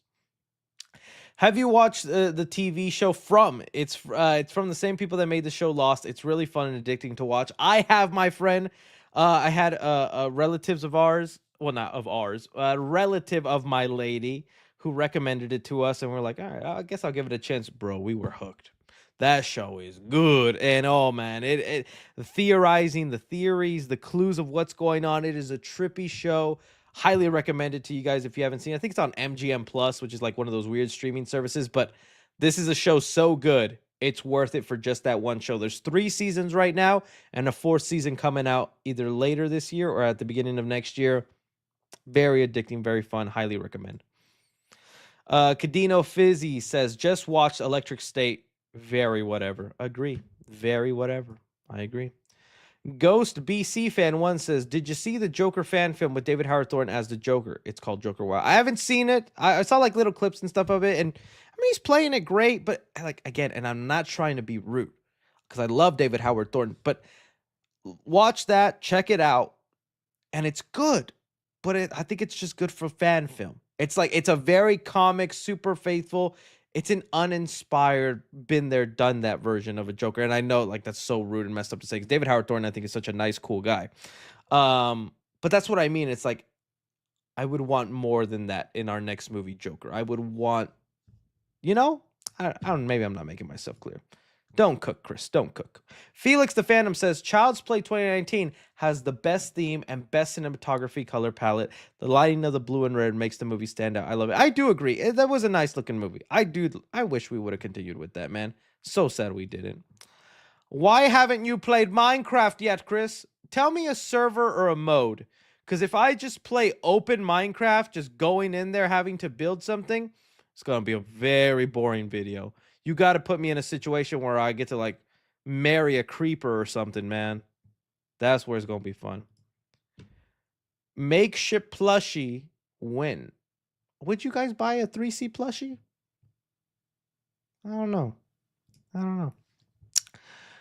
Jesse Mavis says, Duck Soup is a slapstick comedy. Please check it out. Love your... Oh, it's an actual movie. I thought you were like giving me food recommendations. Duck Soup. Okay, I'm writing it right now. Duck Soup. Oh, interesting. 1933.